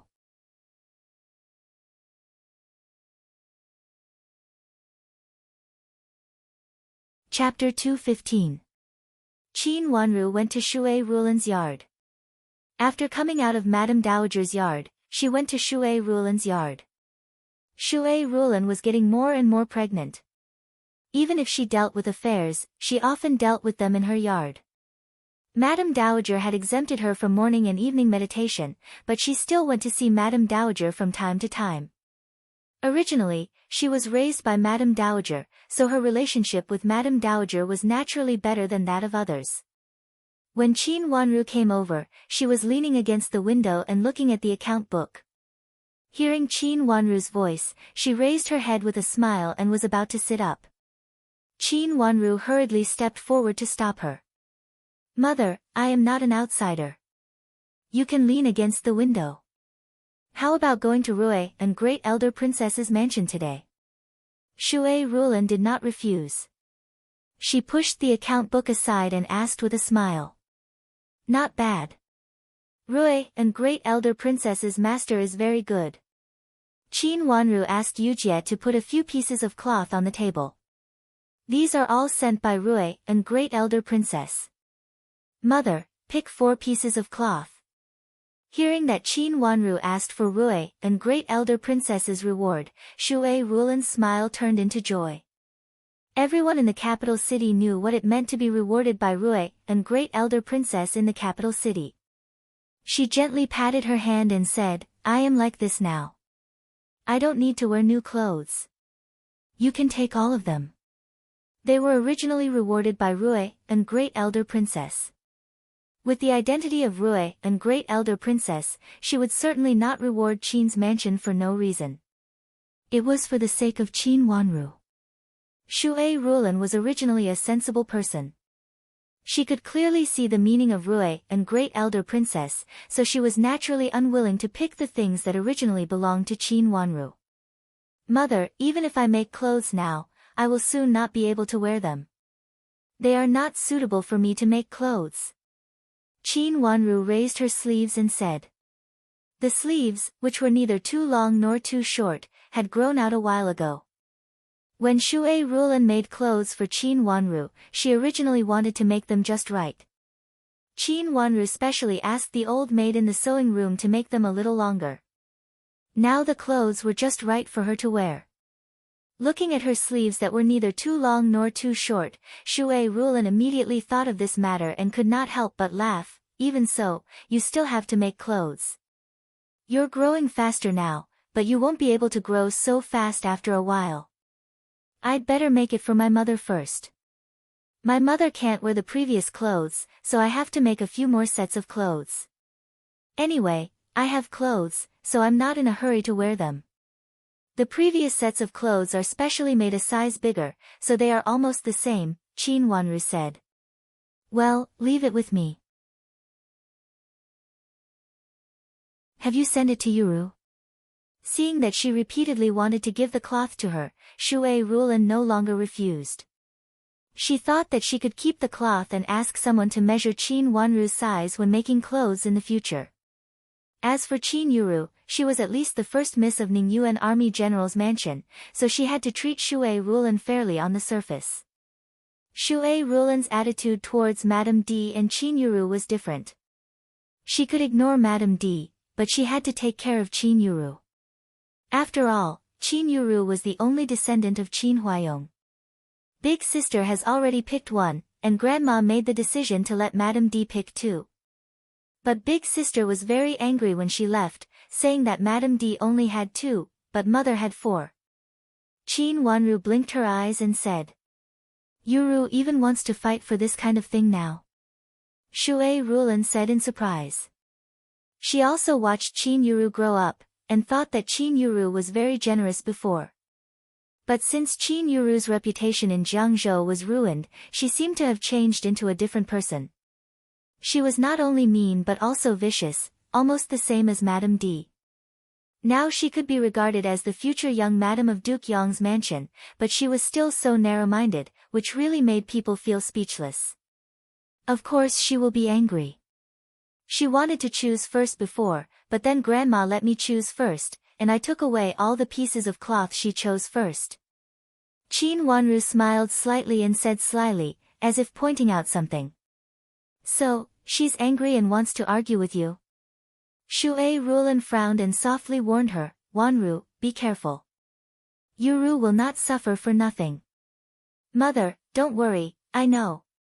Qin Wanru smiled and slightly raised the corner of her mouth. Her original intention was to irritate Qin Yuru. With Qin Yuru's temperament, she would definitely vent her anger on Di Yan. Although she knew that Qin Wanru was not as weak as she looked, Shui Rulan was still worried. After specially warning her for a few more words, Qin Wanru agreed and left one by one. Shui Rulan also asked the servant girl to bring some pastries to Qin Wanru. Recently, she didn't eat much. Her servants tried their best to make some pastries that looked, smelled, and tasted good for her. Originally, she wanted to send some to Qin Wanru. Coincidentally, Shui Rulan came over, so she asked Qin Wanru to bring some pastries to Qin Wanru. In the past few days, whenever she made something delicious, Shui Rulan would leave some for Qin Wanru. The servant girl followed Qin Wanru and Yujie to Zhifang Pavilion. On the way, she suddenly met Qin Yuru's servant girl, Mei Yan. Seeing Qin Wanru coming over, Mei Yan, who was holding a soup cup, stood on the side of the road and bowed to Qin Wanru respectfully. "This servant greets second miss." Qin Wanru glanced at the soup cup in her hand and nodded slightly. Yujie walked past her with two pieces of cloth in her hand and curiously glanced at Mei Yan. When the last servant girl walked past Mei Yan was about to turn around and leave. As a principal servant girl, she certainly didn't need to give way to an ordinary servant girl. Unexpectedly, there was a sudden change. Mei Yan didn't know what she stepped on, but she slipped and fell on the servant girl. The servant girl subconsciously stepped back and wanted to avoid Mei Yan's body. Unexpectedly, Mei Yan wanted to stabilize her body and reached out to grab the servant girl's hand, and the soup cup in her hand was poured directly on the servant girl. The soup in the cup was still very hot, and it was poured on the servant girl. The servant girl screamed in pain and threw away the things in her hand. She reached forward and grabbed Yujie's hand. Yujie reacted quickly. When the servant girl grabbed her hand, she swung it hard. The servant girl staggered and fell heavily on the ground, and the pastries in her hand were all thrown on the ground. Mei Yan beside her was also embarrassed. Some of the soup was also spilled on her, and a few pieces of pastries were smashed on her head. Qin Wanru stood still and looked back. She looked at the two people who fell on the ground indifferently with an unclear look in her eyes. Yujie walked over and stood in front of her with a vigilant look. "What a coincidence. Mei Yan, what's wrong with you?" Yujie said with an unkind look. "I'm sorry, Second Mississippi. I slipped and hit someone. It's all my fault. Please forgive me, Second Miss." Mei Yan sat up in a panic. Regardless of her embarrassment, she hurriedly knelt to Qin Wanru and begged for mercy. Qin Wanru frowned and looked at Mei Yan. She waved her hand and turned around to leave. Mei Yan seemed to want to make up for something. Looking at the pastries overturned on the ground, her eyes lit up, and she said, "Second Miss, the kitchen has also made the pastries." I'll go and get some for you now. The kitchen also has pastries. Qin Wanru's eyes fell on the exquisite pastries on the ground. They were made by Shui Rulan in the small kitchen. Yes, there are. Madame saw that Madame Shui liked them, so she asked the kitchen to make more. There are also a lot of pastries in the kitchen, Mei Yan said. No need. Qin Wanru shook her head and turned to leave. Thank you, second miss. Thank you, second miss. Seeing that Qin Wanru didn't intend to pursue it, Mei Yan was overjoyed and kowtowed to Qin Wanru twice. Seeing Qin Wanru leave, she pulled the servant girl's hand and got up. She wore thick winter clothes and didn't burn her face. Although the servant girl was uncomfortable, she didn't dare to really target Mei Yan and had to pull her up. You are Madame Shui's servant, right? Go and change your clothes first. Then go to the kitchen and get some other pastries for Second Mississippi. Mei Yan wiped the crumbs on her face with a handkerchief and said. Yes. The servant girl didn't dare to refuse. She immediately picked up the crumbs on the ground and turned to leave.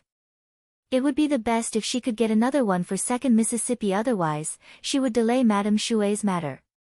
After the servant girl changed her clothes, washed up, and stood in the big kitchen, there was a pastry prepared. It was similar to the one Shui Rulan used before, but there were several kinds of pastries that were more exquisite than those Shui Rulan used, and the flower-shaped ones were more beautiful. The servant girl had never seen such a beautiful style, so she couldn't help asking a few more questions.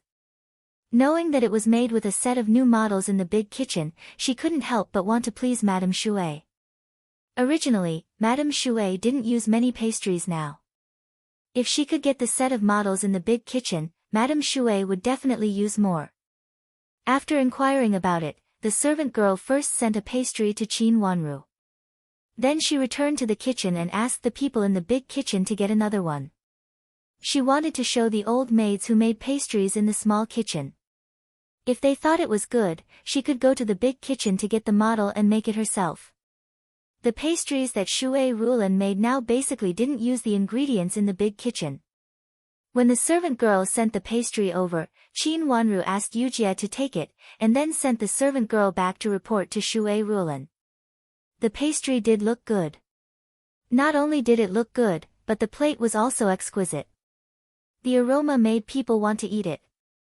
With such a rich fragrance, not to mention attracting people, even other things would be attracted to it. Thinking of this, her watery eyes became more and more deep.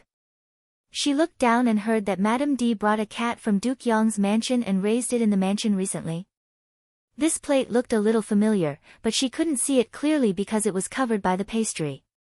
After looking at it carefully, Qin Wanru reached out, but was stopped by Yujie. Miss, this is the pastry sent from the big kitchen.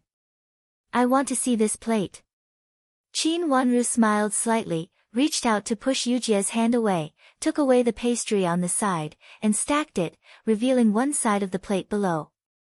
The exquisitely painted plate made people's eyes light up. The peonies were in full bloom, accompanied by green leaves, and butterflies fluttered among the flowers.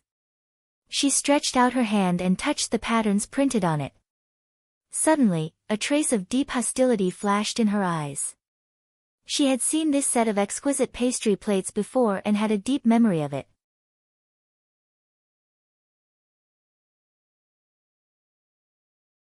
Chapter 216. In her previous life, this plate, or rather, this set of plates, had appeared in Madame Dowager's place. When Madame of Duke Xing came to the mansion that day, when Madame Dowager received her, she used this set of plates with pastries and fruits. How did Madame of Duke Xing scold Madame Dowager? She would never be able to forget how the old mistress, whom she had always relied on, had knelt on the ground and begged for forgiveness despite her serious illness. That scene had dazzled her eyes. At that time, although she had knelt beside the old mistress, she could not help but want to argue. However, her grandmother's cold hand had held her tightly. After Madame of Duke Xing left, Madame Dowager calmly told herself to wrap up this set of plates, send them to Madame D's room, and return them to Madame of Duke Xing, because she heard that this set of plates was originally Madame of Duke Xing's dowry and was a royal gift. The old mistress was panting and her face was as pale as snow. It was as if it had happened just yesterday. Her grandmother's health was deteriorating day by day. There was no doubt that Madame D's plot was involved, but it should also be related to this matter. Grandma, who had always been kind and gentle, had to humiliatingly kneel to Madame of Duke Xing and beg for mercy for the safety of the whole mansion. Unexpectedly, Madame of Duke Xing's belongings had appeared in Qin's mansion so early in this life. As expected, Madame of Duke Xing had intervened in this matter. However, in the last life, Madame of Duke Xing intervened in this matter through Madame D. Now it seemed that the relationship between Madame D and her was not as harmonious as in the last life. This also reminded Qin Wanru that Madame D and Madame of Duke Xing should have known each other for a long time, not after they moved to the capital city as she had thought before. A trace of coldness flashed through her deep watery eyes, but the smile on her face became brighter. It seemed that Madame D wanted to use this plate to plot against her this time. That's good, I can help him with his plan. Go ask the kitchen. I like this plate. Is there anything else? If you don't have one, bring me a similar one. Qin Wanru said that there should be no other plates, but she was afraid that there would be other plates flowing out. Qin Wanru felt that she had to be careful. Miss, I'll go right away. Qing Yu chimed in. Qin Wanru nodded and Qing Yu left in a hurry. Yujie, ask Nanny Zheng to come here. Qin Wanru ordered after looking at the plate carefully. Nanny Zheng was now Qin Wanru's servant. She taught Qin Wanru the etiquette and helped Nanny Yu to tidy up Jifang Pavilion. She was not always with Qin Wanru. Yujie answered and left. After a while, she invited Nanny Zheng over. Qin Wanru had asked the servant girl to replace the previous plate. Nanny Zheng, have a look. Do you recognize this plate? After Nanny Zheng entered the room, Qin Wanru pointed at the plate on the table and said. Nanny Zheng walked over, took it over, looked at it against the sunlight in the window, and said with certainty, Miss, this is for the royal use. There's even a secret mark of the palace on it, so it should be a reward from the palace. When did the general's estate receive such a reward? No reward. Qin Wanru shook her head. How could there be such a thing if there's no reward? Nanny Zheng's face changed dramatically. It was impossible for the royal gift to suddenly fall from the sky. If one was not careful, it could even bring a disaster to the whole family. I don't know where it came from. The kitchen sent this plate here. I just asked Qing Yu to find it and see if there are other plates. Qin Wanru stood up, walked to the window, looked at the sunlight outside, narrowed her eyes and said. But why did it appear in Qin's mansion? Nanny Zheng had been in the palace for a long time. Of course, she knew that this kind of thing could not be given away casually. Every royal gift was worshipped as a family heirloom. How could it be scattered outside like this? It may have something to do with Madame. Qin Wanru said. Madame is also from an aristocratic family. Doesn't she know that it will be a big deal? Nanny Zheng's face darkened. If something really happens, Madame can't bear it alone. Or she is not very clear. Of course, it is also possible that someone gave her a guarantee. Qin Wanru said coldly. In the last life, Madame of Duke Xing and Madame D used this to control her grandmother and forced her to kneel down. Or there were some deals that she did not know about. Later, this matter was not publicized, so no one knew there was such a thing. In the last life, she had always wondered why her grandmother was so secretive about her family background.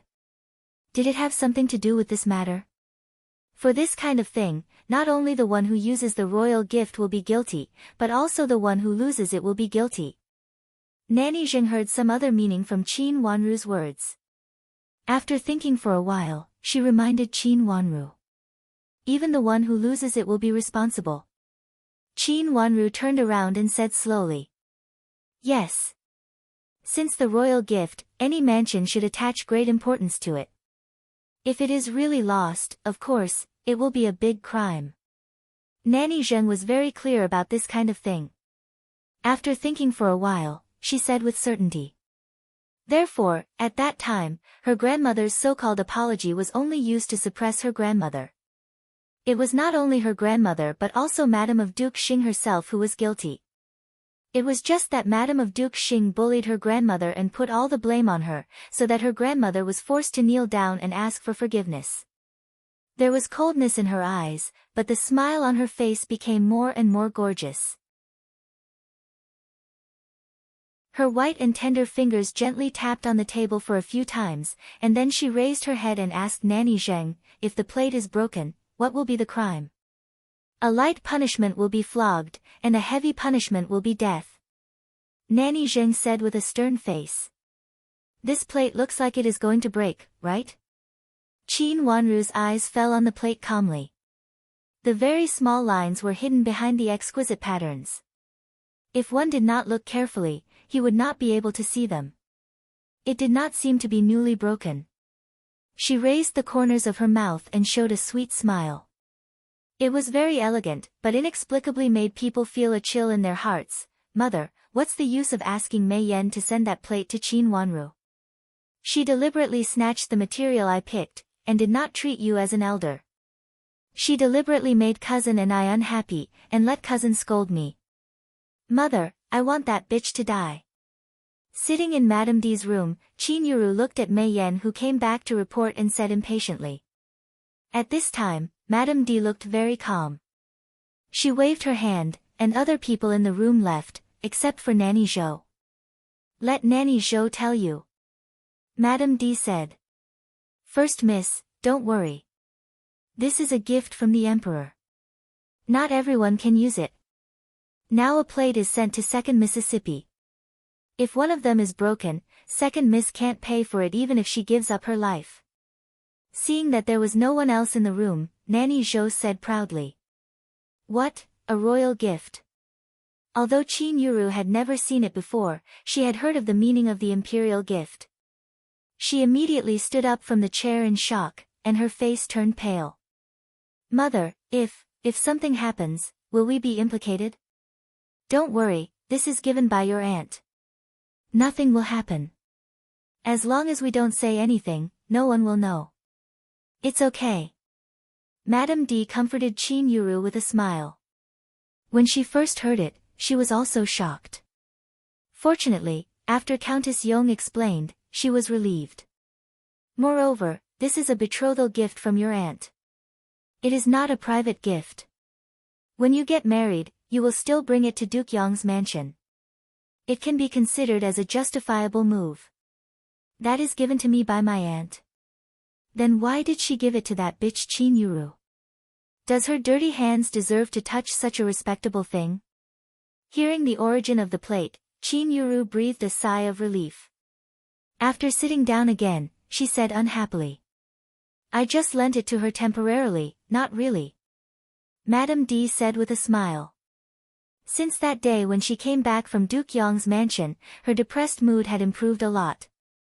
Her mother and sister-in-law both agreed to this marriage, and sister-in-law, who originally did not agree with this marriage, helped her come up with such an idea. However, she just came back at that time and did not take any action for the time being. Today was a good time. What if it breaks? Qin Yuru was still worried. In her heart, this set of exquisite plate was hers. It will be better if it breaks. If it breaks the royal gift, she will pay with her life. Madame D sneered and said viciously. This was one of her original purposes. But will it be okay for us if it breaks? Qin Yuru did not understand these things, but she had some doubts in her heart. She stared at Madame D and asked. It doesn't matter. We came from a good place. This set of plate was placed in your room before. It was Qin Wanru who liked this set of plate. You told her that this was a royal gift and she could not borrow it randomly, but she just said that she would borrow it for a day and come back the next day. If it breaks, who can blame?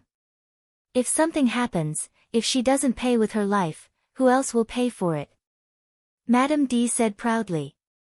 She also felt that what her sister-in-law said before was reasonable. What she did before was a little too hasty. Otherwise, things would not have come to this point. If she had gotten her sister-in-law's advice earlier, she would not have fallen into this situation. Except for Qin Wanru and Shui Ruolin, if the old woman was disobedient, she could kill her. She still had a sachet made from the powder of Qingxiu grass. Of course, she took it with her when she came to the capital this time. It was just that the old woman had been guarding her strictly recently, and she was sick, so she couldn't go to the old woman's place. So, the old woman could live in peace for a few days. After the two young ones were dealt with, she could deal with the old woman easily. Then how to make her break the plate? Qin Yuru was very tempted, so she rolled her eyes and said hurriedly. Did she get a few pieces of cloth from Rui and Great Elder Princess? Madame D said with a gloomy smile. Yes, several pieces. She said she would give 4 pieces to Shui Ruolin. I think they are all her own. She just said it in a nice way. She really thinks that I can't see it. Qin Yuru said with hatred. She was so angry that she came to discuss with Madame D to deal with Qin Wanru. She had not settled her own affairs before, so she did not have much energy to deal with Qin Wanru. Now her marriage was settled and she got what she wanted. Naturally, she would not let Qin Wanru go.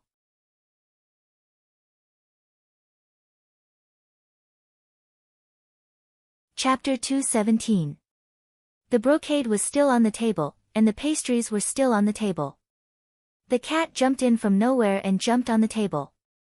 When Qin Wanru's 2 maids rushed over, the things on the table had been messed up. The pastry crumbs were stuck to the brocade, and the brocade was scratched with a few holes. It could be said that the room was in a mess. The cat jumped a few times briskly, and actually jumped to the window while the people were pouncing on it. It picked up its paw and licked it. Quick, catch it, it broke Mrs. Brocade. I can't catch it. It jumps too fast. It broke the plate. What should we do? It's okay. The plate is not a big deal. But the brocade is in trouble. The brocade has been sent to our mansion. Even if it's broken, it should be okay. The rough maids and old maids outside the room heard the sound of several senior maids in the room while panting and discussing. They all looked at each other. Did something happen? At the gate of the courtyard, Qin Yuru walked slowly with a group of people. When she arrived in the courtyard, she saw a group of dumbfounded servants and heard such a big noise in Qin Wanru's room. She could not help but look serious and asked unhappily, "What's going on? What's the noise?" "First miss, there is a cat in second miss's room. It broke the brocade and the plate," an old maid hurriedly reported. Brocade? The brocade given by Rui and Great Elder Princess? Qin Yuru's face changed when she heard it. I don't know. The old maid was shocked and hurriedly said. Plate, what plate? Di Fenglan followed behind Qin Yuru and asked coldly at this time, "Cousin, is it the plate that my mother sent to you as a betrothal gift?" "That is a royal gift." "What?" Qin Yuru's face turned pale. Her body shook and she almost fell. No way. Cousin I can't be real, can I?" Di Fenglan was anxious and strode forward, facing Qin Wanru who came out of the room. "Qin Wanru, why did you take my cousin's stuff? It's a royal gift. You not only took it but also broke it. You should pay with your life." Di Fenglan said furiously. "Miss D." Qin Wanru looked at Di Fenglan, who was gnashing her teeth in anger, and her eyes fell on her face with some hesitation, as if she really couldn't recognize who she was. "Second sister, did you really break things? My plate and the brocade sent by Rui and Great Elder Princess?" Qin Yuru hurried over at this time, looking flustered. Beside her was another miss whom Qin Wanru had never seen before. She was beautiful and outstanding. She frowned and looked at Qin Wanru unkindly. At first glance, Qin Wanru knew that she was not a nice person. Big sister, do you know this cat? Qin Wanru smiled slightly, ignored her question, and pointed at it. He pointed at the cat that was still sitting by the window. I don't know what kind of cat this is, and I don't know where this stray cat comes from. It's you who broke it. It's your fault. I'm going to tell my father now. I can't make a decision on this matter. Qin Yuru said and turned to leave. Big sister, don't you want to know where this cat comes from? Qin Wanru asked calmly. Qin Wanru, you still have time to ask where this cat comes from when you are in such a situation? Don't tell me you want to push the blame to a cat. What does a cat know? Di Fenglan scolded harshly. She suffered a loss in Qin Wanru's place that day, and had been locked up in the mansion for a period of time. She finally had such a chance to come out, and Qin Wanru was in trouble. Of course, she would not let her go. Big sister, I heard from my mother that Madame D has recently raised a cat. I don't know if it is this cat. Qin Wanru said with a smile. Even if it is a cat raised by my mother, do you really want to blame this thing on a cat? Qin Yuru's face changed slightly, and she said angrily. Even she did not notice this thing about this cat. Unexpectedly, Qin Wanru noticed it. Is this cat the one raised by Madame D? Qin Wanru said with a smile. How do I know? Come and ask my father to come here. Tell him that second miss borrowed a plate from me. Now she not only broke the plate, but also tore the brocade given by Rui and great elder princess. After calming down, Qin Yuru turned to order the old maid who followed her. Even if Qin Wanru knew this cat was raised by her mother, so what? Could she blame this thing on her mother? The old maid took the order and hurried to Qin Wanru's study. I borrowed a plate from big sister. When? Qin Wanru blinked her eyes, grasped the key point in Qin Yuru's words, and asked. Qin Wanru, if you didn't borrow a plate from my cousin, how could her plate be in your hands and broken by you? Di Fenglan sneered and strode to Qin Wanru's room. Qin Yuru and another miss snorted at her and also rushed into the room. The mess in the room had not been cleaned up. There were broken plates and cakes on the ground, 2 pieces of brocade that were torn, and several pieces of porcelain. Yujie and Qiu Yu were cleaning up in a panic, but when Di Fenglan rushed in, they had not finished cleaning up. Seeing people coming in, both of them were stunned. Seeing so many people rushing in, the cat at the window was so scared that it jumped to the ground, and then stretched its waist directly to the top of the opposite wall. After a while, people could not be seen. Seeing that the cat was scared away, Qin Yuru's eyes showed a trace of complacency. There were many similar cats in the world. Even if Qin Wanru must point out that it was her mother's cat, she must have evidence. Well, Qin Wanru, you still say that you didn't break things. Look at this plate, it is obviously the plate given by our mansion. Di Fenglan pointed at the fragments on the ground and said loudly. In fact, she had seen that set of plates once or twice, and the fragments in front of her looked like it. First Miss Qin, your mansion's second miss is really audacious. How dare she do this kind of thing? Any kind of imperial object is recorded. Whoever breaks it will have to bear a big responsibility. Another miss who followed them shook her head and looked at Qin Wanru with contempt. Second sister, you, how dare you? Qin Yuru looked panicked and reached out to point at Qin Wanru, as if she was too shocked to say a complete sentence. Qin Wanru looked at these people who were acting enthusiastically without changing her expression. She slightly raised the corner of her mouth and walked over. She calmly ordered the 2 servant girls who were still cleaning up, Yujie, Qingyue, clean up the things. Since they are broken, just throw them away. Hurry up and serve tea to these ladies. Yes, miss, we will be ready soon. The 2 stunned servant girls hurried to speed up, as if they were going to clean up the evidence. Qin Wanru, don't move. Do you really think you can hide such a big thing? Di Fenglan was so angry that she laughed and sneered. Hide what? Qin Wanru said lightly, it was nothing big, but Big Sister and Miss D brought people here aggressively, as if they knew something must have happened here. I want to ask why Miss D and Big Sister come here at this time. You are so presumptuous.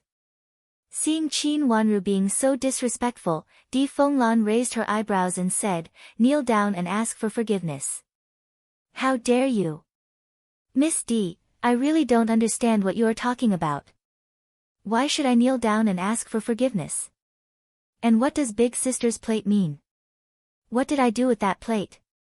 Qin Wanru looked at Di Fenglan calmly, and then slowly turned to Qin Yuru, and sneered, Big Sister, you are not deliberately trying to plot against me, are you? Qin Wanru, don't go too far.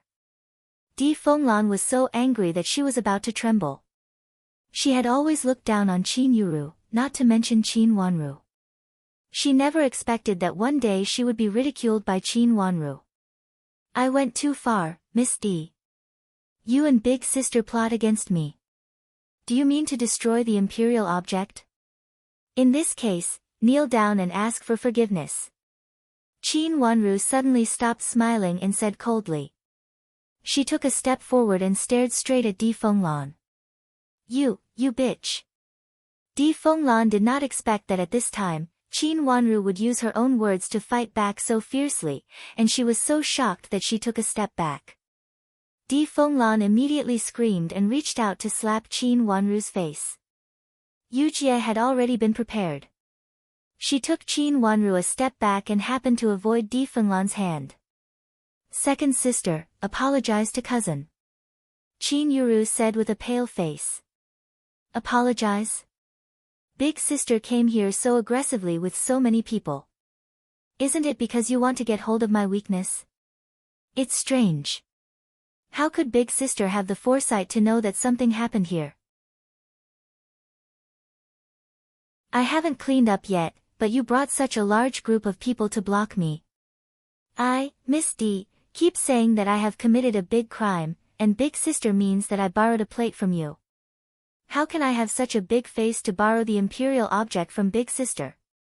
Qin Wanru sneered and stared at Qin Yuru with a pair of bright watery eyes that seemed to be burning with raging flames. Second Miss Qin, you are really unruly as rumored. But in the current situation, you can't just be unruly. Seeing that Qin Yuru was so angry and annoyed that she couldn't even say a word, the miss who came with them hurriedly stepped forward to help her out. She sneered and looked at Qin Wanru, curling her lips and said. I haven't been in the capital for a long time, and I haven't met anyone. I also behave well in front of others. How come this miss has already heard the rumor? I don't know where the so-called rumor came from. Big Sister said it or Miss D said it, or this miss likes this kind of gossip the most and eavesdropped it. Even if this miss didn't look for Qin Wanru at this time, Qin Wanru would look for her. Since she came with Qin Yuru and Di Fenglan, her purpose had been impure. She was fearless, of course, not afraid of what this miss said. You. This miss was sharp-tongued, but her face turned blue and white after hearing Qin Wanru's words. She was so angry that she trembled. You really have no manners. How dare you speak like this? Do you think that our mansion has no manners? This miss who specializes in listening to rumors is really well educated. Qin Wanru retorted sarcastically. Second sister, you.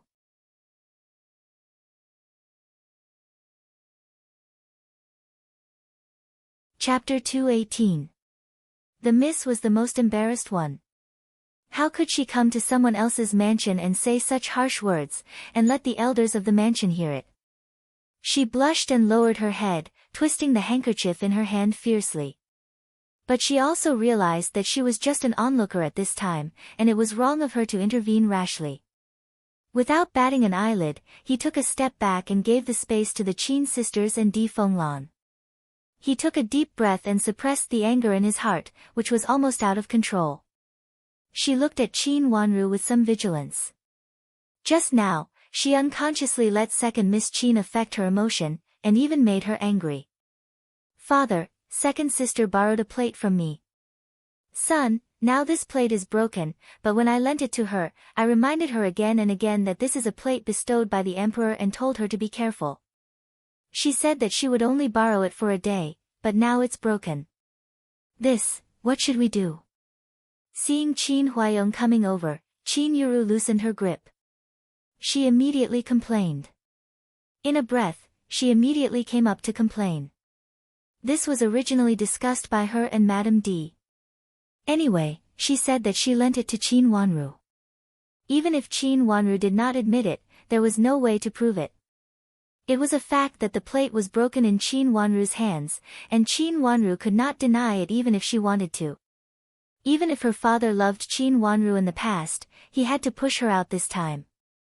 Breaking a royal gift was equivalent to the crime of deceiving the emperor, and her father could not bear this responsibility. Royal gift? As expected, Qin Huayong's face changed dramatically, and his eyes fell on the pile of debris. Yes, it's a royal gift. It's my mother's betrothal gift to my cousin. She specially sent it to my cousin and told my aunt and cousin that it was a royal gift. But now it's smashed by second Miss Qin, and second Miss Qin doesn't admit it. She even wants to shift the blame to my aunt and cousin. This is a matter of life and death. How can my aunt and cousin bear the responsibility?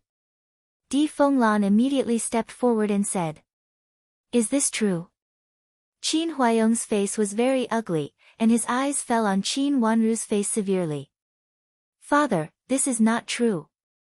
Seeing Qin Huayong looking at her, Qin Wanru said calmly. How can it not be true?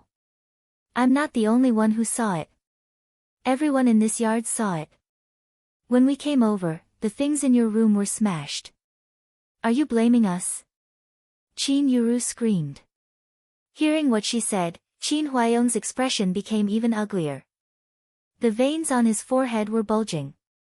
Qin Wanru was very calm, and there was no change in her expression. She bowed sideways to Qin Huayong, stood up, and pointed at Qin Yuru. She said, Father, today I came back from Mother's place, and Mother gave me some pastries, which were made in her small kitchen. On the way, Mei Yan, who was next to Big Sister, knocked over the pastries. Later, in order to apologize, Big Sister sent a similar plate of pastries, saying that the main kitchen imitated Mother's meals these days. The pastries are very fragrant, and attracted a cat, which broke the plate with the pastries and tore 2 pieces of brocade. Then Big Sister came here with Miss D and this lady, saying that I broke the plate given by the royal gift and tore the brocade given by Rui, and great elder princess. And the cat that escaped just now seems to be the one that Mother recently brought from Duke Yong's mansion. Qin Wanru narrowed her watery eyes, which were as sharp as a knife, and said, I really don't know why so many coincidences fall into our mansion. Even if I am guilty, with my age, Father will also be charged with the crime of not strict discipline, right? Father has just become an official, and it is the time for him to develop his great career. Unexpectedly, someone wants to frame Father. Everything indicated that someone had framed Qin Huayong, and it was not only Qin Wanru who had been framed, but also Qin Huayong. In this way, this was no longer a fight in the inner court, but a fight in the imperial court. Qin Huayong had always valued his official career. If it was really related to his official career, he would definitely pay attention to it. Hearing her words, Qin Yuru immediately knew that it was not good. There was a trace of panic in her eyes, and she hurriedly said, Father, don't listen to second sister's nonsense. If it is not someone who wants to frame you, how can it be related to you, Big Sister? Do you really not understand, or are you pretending not to understand? Father has just arrived in the capital city, and he has been given an important task. There are a lot of people who are jealous of him. Before, your marriage with Duke Yong's mansion couldn't be fixed, but now Father's appointment has been fixed. Isn't this not enough to show Father's importance? Qin Wanru sneered and rudely interrupted Qin Yuru's words. Di Fenglan's lips trembled, and she bit her lips, with a trace of embarrassment in her eyes. The reason why her mother so quickly agreed to the marriage between Qin Yuru and her elder brother was certainly because of her uncle. Uncle-in-law, let's not talk about this now. No matter whether someone wants to harm you or not, in this situation, someone has to bear the responsibility. We can't let uncle-in-law bear it all alone. Even uncle-in-law can't bear the crime of deceiving the emperor. Di Fenglan's reaction was fast. After a little embarrassment, she hurriedly changed the topic. Qin Huayong's eyes slid across the faces of several people, and his expression became colder and more severe. Being swept by his eyes, Qin Yuru, Di Fenglan, and that miss involuntarily lowered their heads. Only Qin Wanru was still smiling, as if she didn't know she had caused such a big trouble. Qin Huayong's heart moved slightly, and his expression became a little softer. Wanru, did you really smash the imperial gift? Father, how dare Wanru smash the imperial gift? Qin Wanru said. Qin Wanru, you are talking nonsense. This is the imperial gift of our mansion. Di Fenglan said loudly with an extremely bad face. Miss Di, now our two mansions are going to have a marriage alliance, and we are relatives. If our mansion is not good, what good will your mansion get? Why did you spare no effort to frame father? Yu Jie took out the plate, and at the same time, I want Miss Di to ask clearly. What do you mean by putting the blame on our mansion indiscriminately? Is Duke Yong's mansion not satisfied with my big sister? Hearing Qin Wanru's order, Yu Jie entered the inner room, carefully took out a delicate plate, and respectfully presented it in front of Qin Huayong. Father, please have a look. This is the plate that Mei Yan, eldest sister's maid, asked someone to send here. Nanny Zheng thought it was a royal gift and asked me to put it away first. Otherwise, it must be the plate that was broken. And I can't explain it clearly even if I have a mouth all over my body, because eldest sister and the two misses happened to come over and saw it. Qin Wanru said with a calm expression.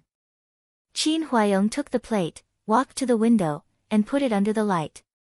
After seeing the Imperial Palace's logo clearly, he breathed a sigh of relief. If the plate was really smashed, it would be hard to explain, just as Qin Wanru said.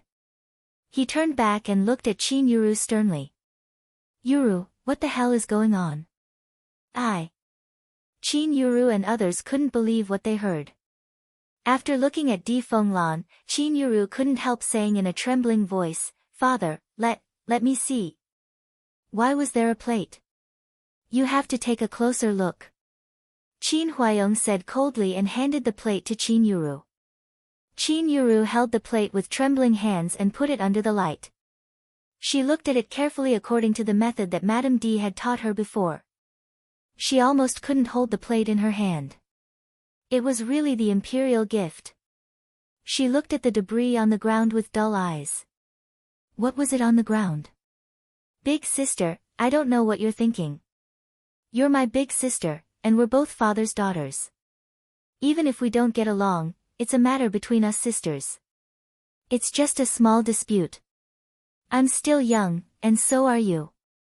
Girls are petty, so it's not a big deal. But how could you do such a thing today? If the plate is really broken, don't you think father will take the responsibility? Qin Wanru said coldly with disappointment in her eyes. Qin Yuru looked at Di Fenglan and then looked at Qin Huayong, but found that she couldn't say a word. She pointed at the debris on the ground and then pointed at Qin Wanru. Her body softened and fell down.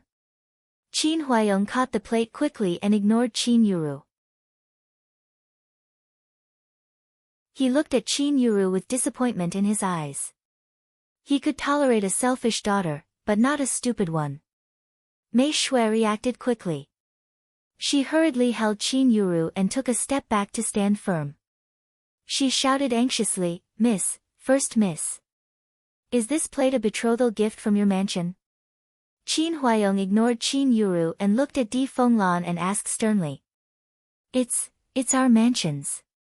Di Fenglan stuttered as she hadn't recovered from the shock. It was beyond all of their expectations. Didn't they say it would definitely be broken? At that time, they could say whatever they wanted. Why did they find that the plate was actually intact now?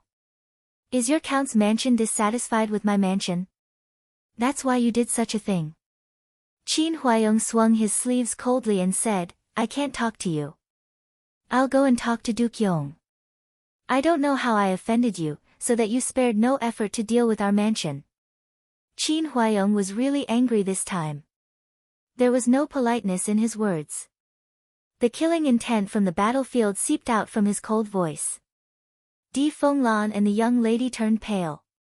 They each took a few steps back before they could stand still. The vicious aura of a general that was tainted by the blood of the battlefield was not something that two weak girls like them could resist.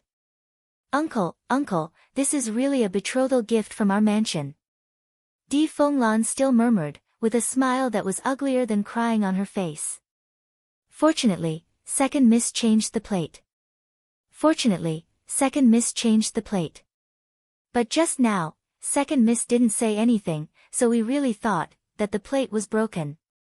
Di Fenglan was so flustered that she didn't know what she was saying. Things had changed so much that she couldn't recover for a while.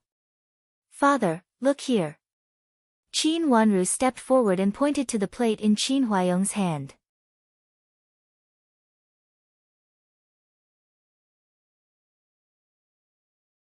Chapter 219. This is the betrothal gift from Duke Yong's mansion to Yuru. Why didn't I know there was such an important thing? Qin Huayong asked sharply.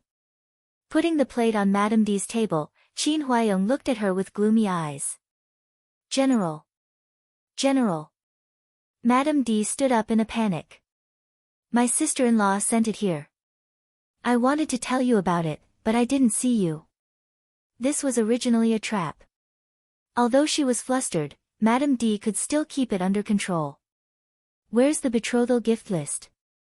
Qin Huayong was not so easy to fool, and his face showed unprecedented gloominess.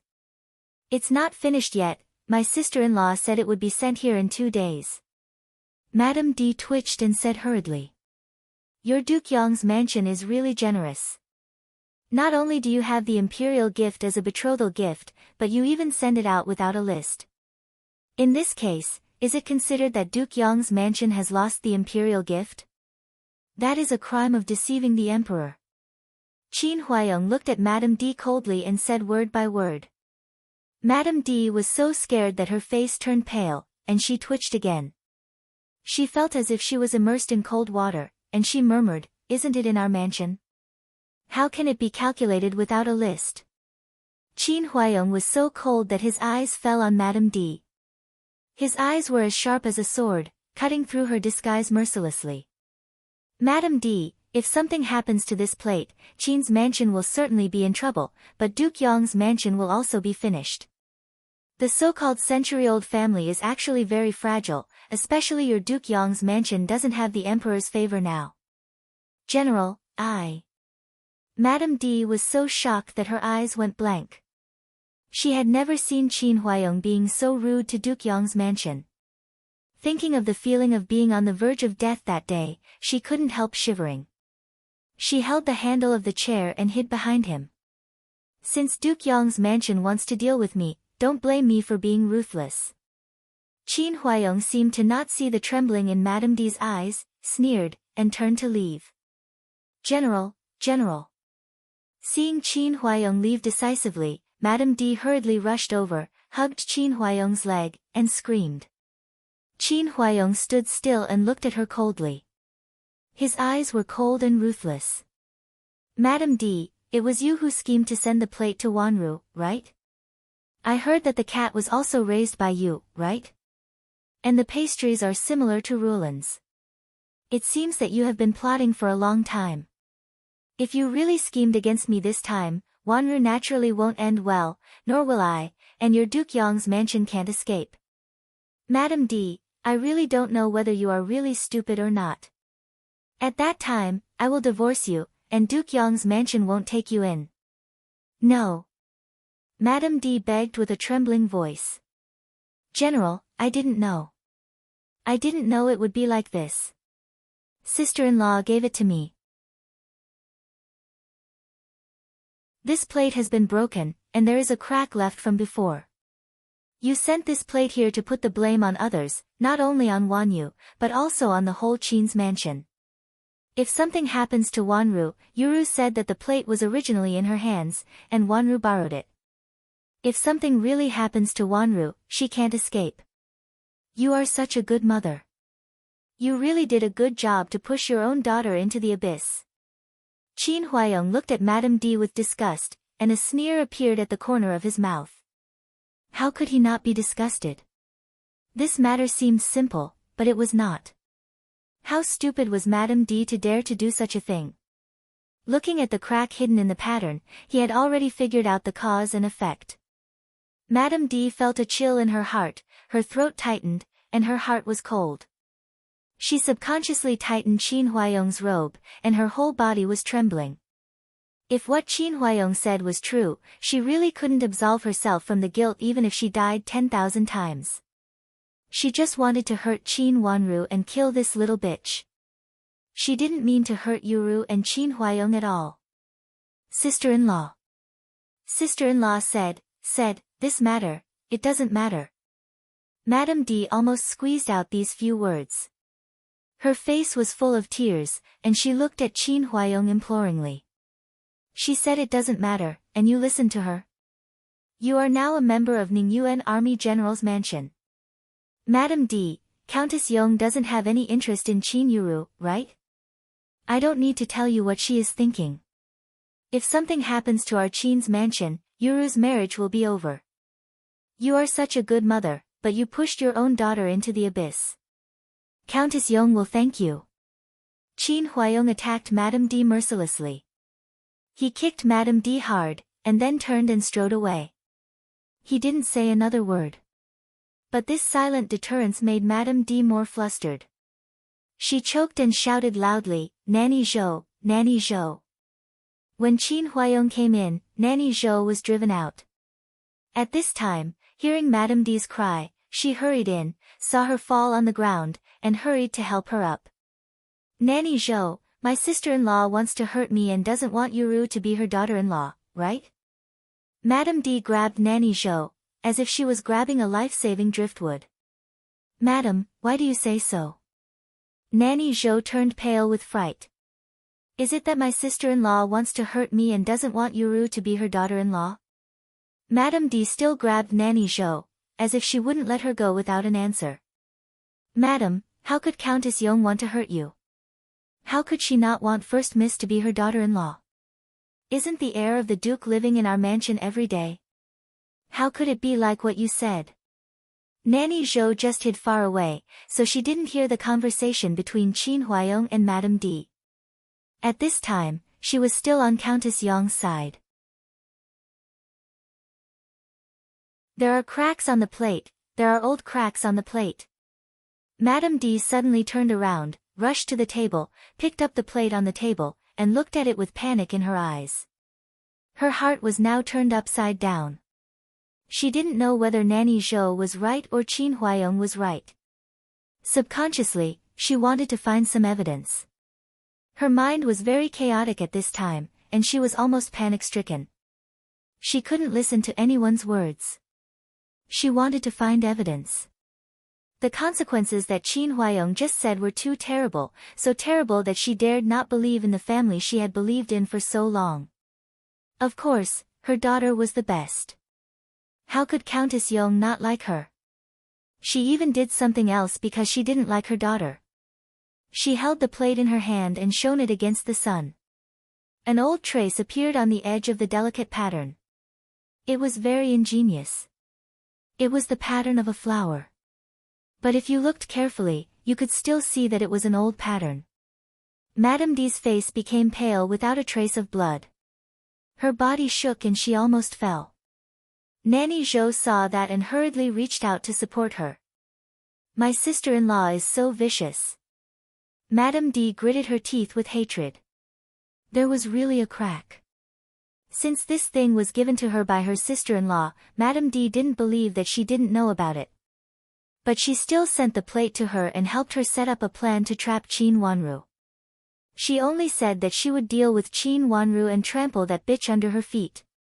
But she didn't say that the plate already had a crack and it would break sooner or later. She put the blame on her. How could she put the blame on her? According to the general's plan, if this really happened, not only Qin Wanru would be finished, but also Yuru would be finished. Moreover, it would also affect the general's career. After following Qin Huayong for so many years, Madame D certainly knew what Qin Huayong cared about the most. In the past, even if she plotted against Qin Wanru and tried to kill her again and again, she always tried to avoid this matter. But now she was set up by her sister-in-law and almost ruined the general's plan.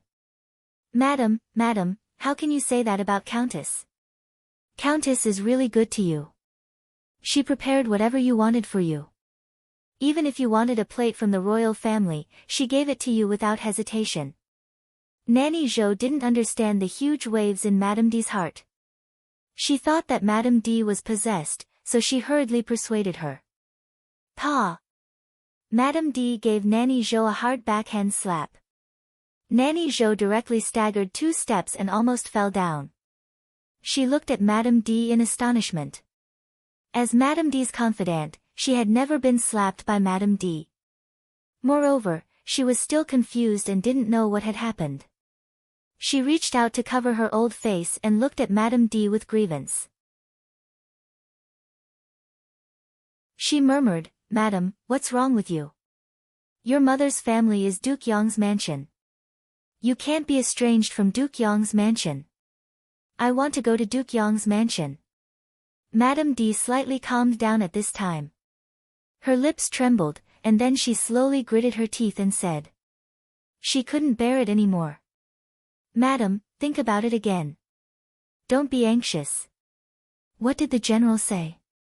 I will help you analyze it. One person can't be calculative, but 2 people can be calculative. You have to discuss it again. You can't be impulsive. Duke Yong's mansion is your mother's family." Nanny Zhou didn't care that her face was still painful, and she pulled her and said anxiously. "There are cracks on this plate. It's broken. The imperial gift is broken. But it's a big deal.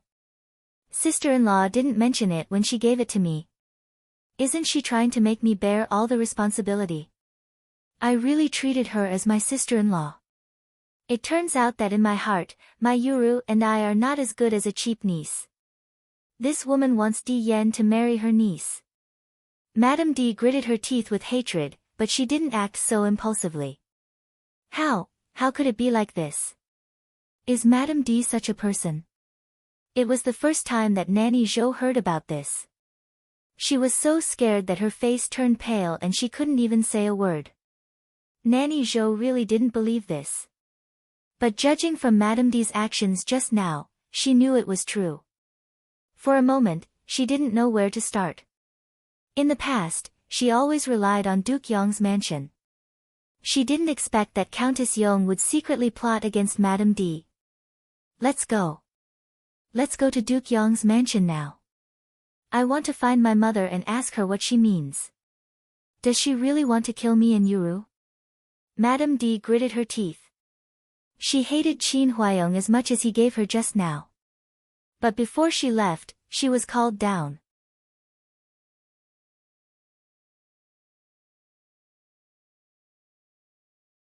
Chapter 220. What's going on?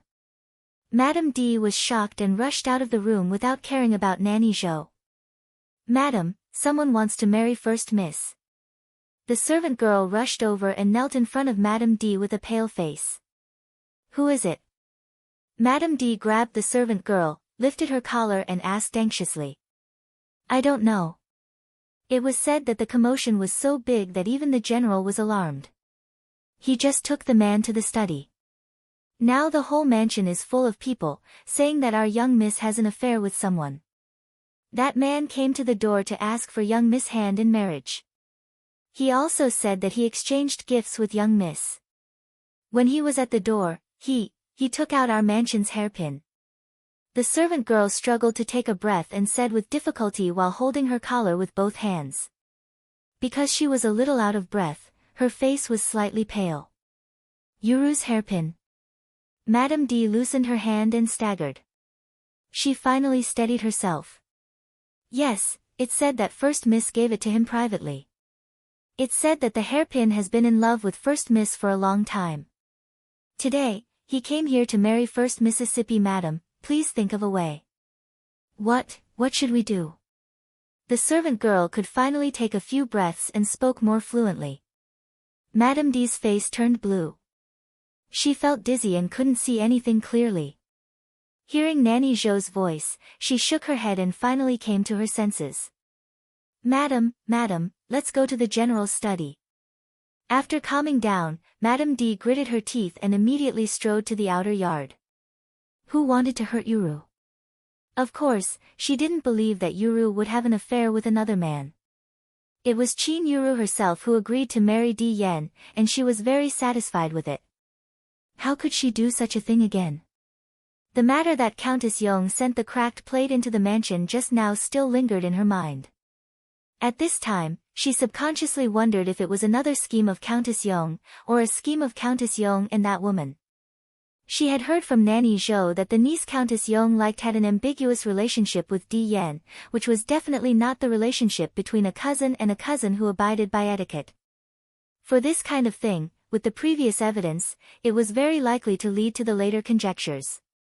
If it was in the past, Madame D would never suspect Countess Yong. But after what had happened before, she felt that Countess Yong was likely to have a hand in it. She couldn't help showing hatred in her eyes. When she found the evidence, she would not let Madame Sure off. After Qin Huayong left in a hurry, Qin Yuru and others could not stay any longer and had to leave Qin Wanru's Zhifang pavilion. After everyone left, Qin Wanru asked Yu Jie and Qing Yue to clean up the room. The plate was asked for by Qing Yu from the main kitchen before, and there was no second plate like this. Although the plate that was sent before was from the kitchen, no one knew where Mei Yan found it and put it in. The old maid in charge even said that she had never seen such a plate. However, similar plates could still be found. Although they didn't look like each other, the patterns were similar. It was even harder to identify them after they were broken. As for the brocade, it was not the same as the 2 bolts sent by Rui and Great Elder Princess. At that time, there were so many materials. Qin Wanru did not believe that Qin Yuru could recognize all of them at a glance. Walking to the window, Qin Wanru looked at the pastries that were put away again. She picked up a silver needle and picked it up. A bit of crumbs fell on the needle. She put it to her nose and sniffed it carefully. Then she handed it to Yu Jie beside her. Yu Jie took it and sniffed it carefully. Miss, this pastry is really fragrant. It's different from ordinary pastry. It's especially fragrant because it's added with a kind of fragrance. This kind of thing smells very good and cats and dogs also like it. When I was in Jingxin Monastery, Nun once told me about it. At that time, a rich family came to offer incense, but a cat knocked over their offerings. Regarding the knowledge of medicine, Yu Jie was even better than Qin Wanru. At this time, she gave a pertinent answer. This answer was within Qin Wanru's expectation. She smiled slightly and sat in front of the chair. Is the cat sent by Countess Yong? It should be. I asked someone to inquire about it. I heard that Countess Yong raised several cats around her. This one doesn't look big. It should be sent to Madame to raise. Who is raising this cat now? Qin Wanru said lightly. It is an old maid of Madame. It is said that she raised a cat at home before. Madame let her raise it now. Madame doesn't like cats and usually doesn't let the cat come close. Yu Jie said carefully.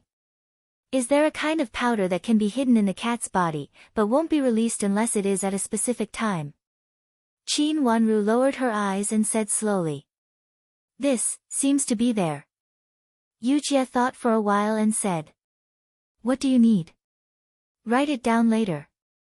Next time when you go out, mix it with some common medicinal materials and buy them in the mansion. Especially important medicinal materials, we will buy them ourselves when we go out. Almost in an instant, Qin Wanru had an idea. Yes, I will write it down right now. Yu Jie answered and left. Nanny Yu rushed in and said, Second miss, there is a man at the door making a fuss. He said that he wants to marry First Miss because of their friendship. Just came. Qin Wanru raised her eyebrows. It was better to come at the right time than to come early. What a coincidence. She had just planted the seed of doubt in Madame D's heart, and now there was fertile soil for it to grow. Yes, they are making a fuss now. I happened to go out for something and happened to see that the door of our mansion was surrounded by people. They were all pointing at our mansion. Nanny Yu frowned and said. She was not worried about Qin Yuru, but she was afraid that it would affect Qin Wanru. Qin Wanru stood up, walked to the dressing table and sat down. Qin Yu, come over and help me freshen up. Father will definitely ask me to go over later. Qin Yu came over obediently and helped Dong Wanru put down her hair bun and combed it again. Why? Isn't this First Miss's matter? Why does it have anything to do with Second Miss? Nanny Yu said anxiously as she followed Qin Wanru to the mirror. Although it has nothing to do with me, since the word Qin is written on this hairpin, Madame D should let me step into the muddy water. Qin Wanru said slowly. Madame D wants to push the blame to you again. Nanny Yu was shocked and her face changed. She paced around the room twice before she stopped. Miss, what should we do now? We can't just wait for death. Madame D had no bottom line in Jiangzhou, and Nanny Yu was still frightened until now. Now that she heard that it was Madame D who made trouble again, she immediately panicked. Don't worry, Nanny. I will be fine. How about the thing that I asked Wang Feng to inquire about? Qin Wanru said unhurriedly. Looking at the girl in the mirror who had combed her hair bun again, she slightly raised the corner of her mouth and smiled. Perhaps her calm attitude affected Nanny Yu. Nanny Yu calmed down and took a deep breath before she said, the people from Madame Shui's ex-husband's family have been found. They actually came to the capital city, but they didn't do anything. They should be waiting for the most suitable opportunity to take action. Who let them come to the capital city? It's Madame's servants. When we were in Jiangzhou, we had already sent someone to inform them.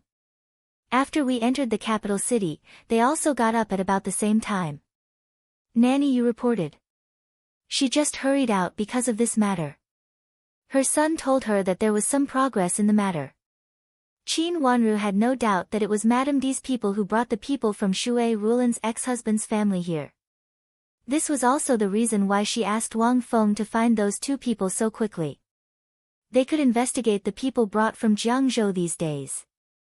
There would not be many people. Then they could keep an eye on the people around Madame D. Who are they? I heard that they are Madame Shui's ex-husband's younger brother and sister-in-law. When Madame Shui's husband died, they treated Madame Shui very badly. They mistreated Madame Shui together with the mother-in-law of that family. After old grandma knew about it, she took Madame Shui back to live. Nanny Yu had been in the mansion for a long time, so she naturally knew about Shui Rulan. Speaking of Shui Rulan, she did have a hard life. This marriage was also set long ago. It was said that it was set when Shui Rulan's birth mother was still alive. Later, Shui Rulan's birth mother passed away.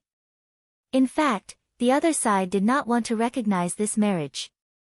Later, because of Qin Huayong's identity, the other side proposed to Shui Rulan again.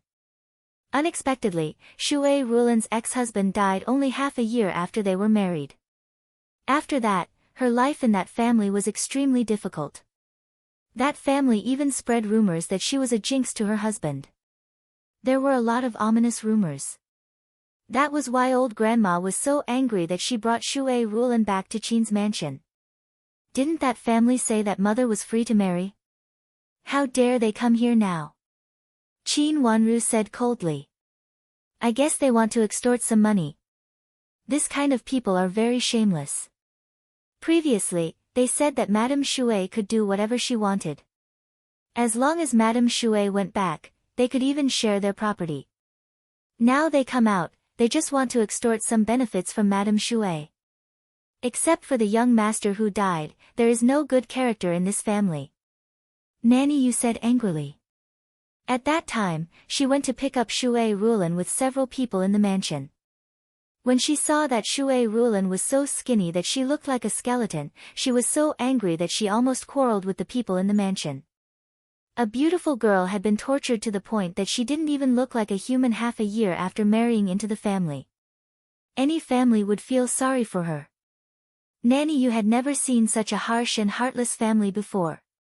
Ask Wang Feng to keep an eye on them. If there is anything unusual, report to me immediately. But there should be nothing for the time being. Recently, Madam has no time.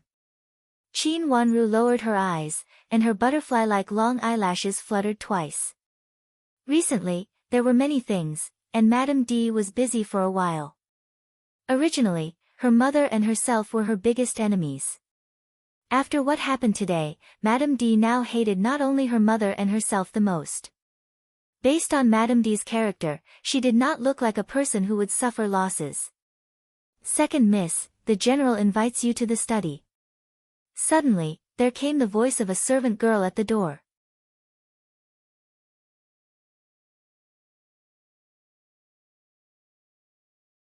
Chapter 221. When Qin Wanru arrived at the study, she was led in by a servant through the side door. She was faced with a screen and Qin Yuru was sitting behind it, gnashing her teeth. The manservant pointed to another chair, indicating for her to sit there. Qin Wanru nodded silently and sat in front of the chair. Qin Yuru glared at her fiercely and continued to listen to the movements behind the screen.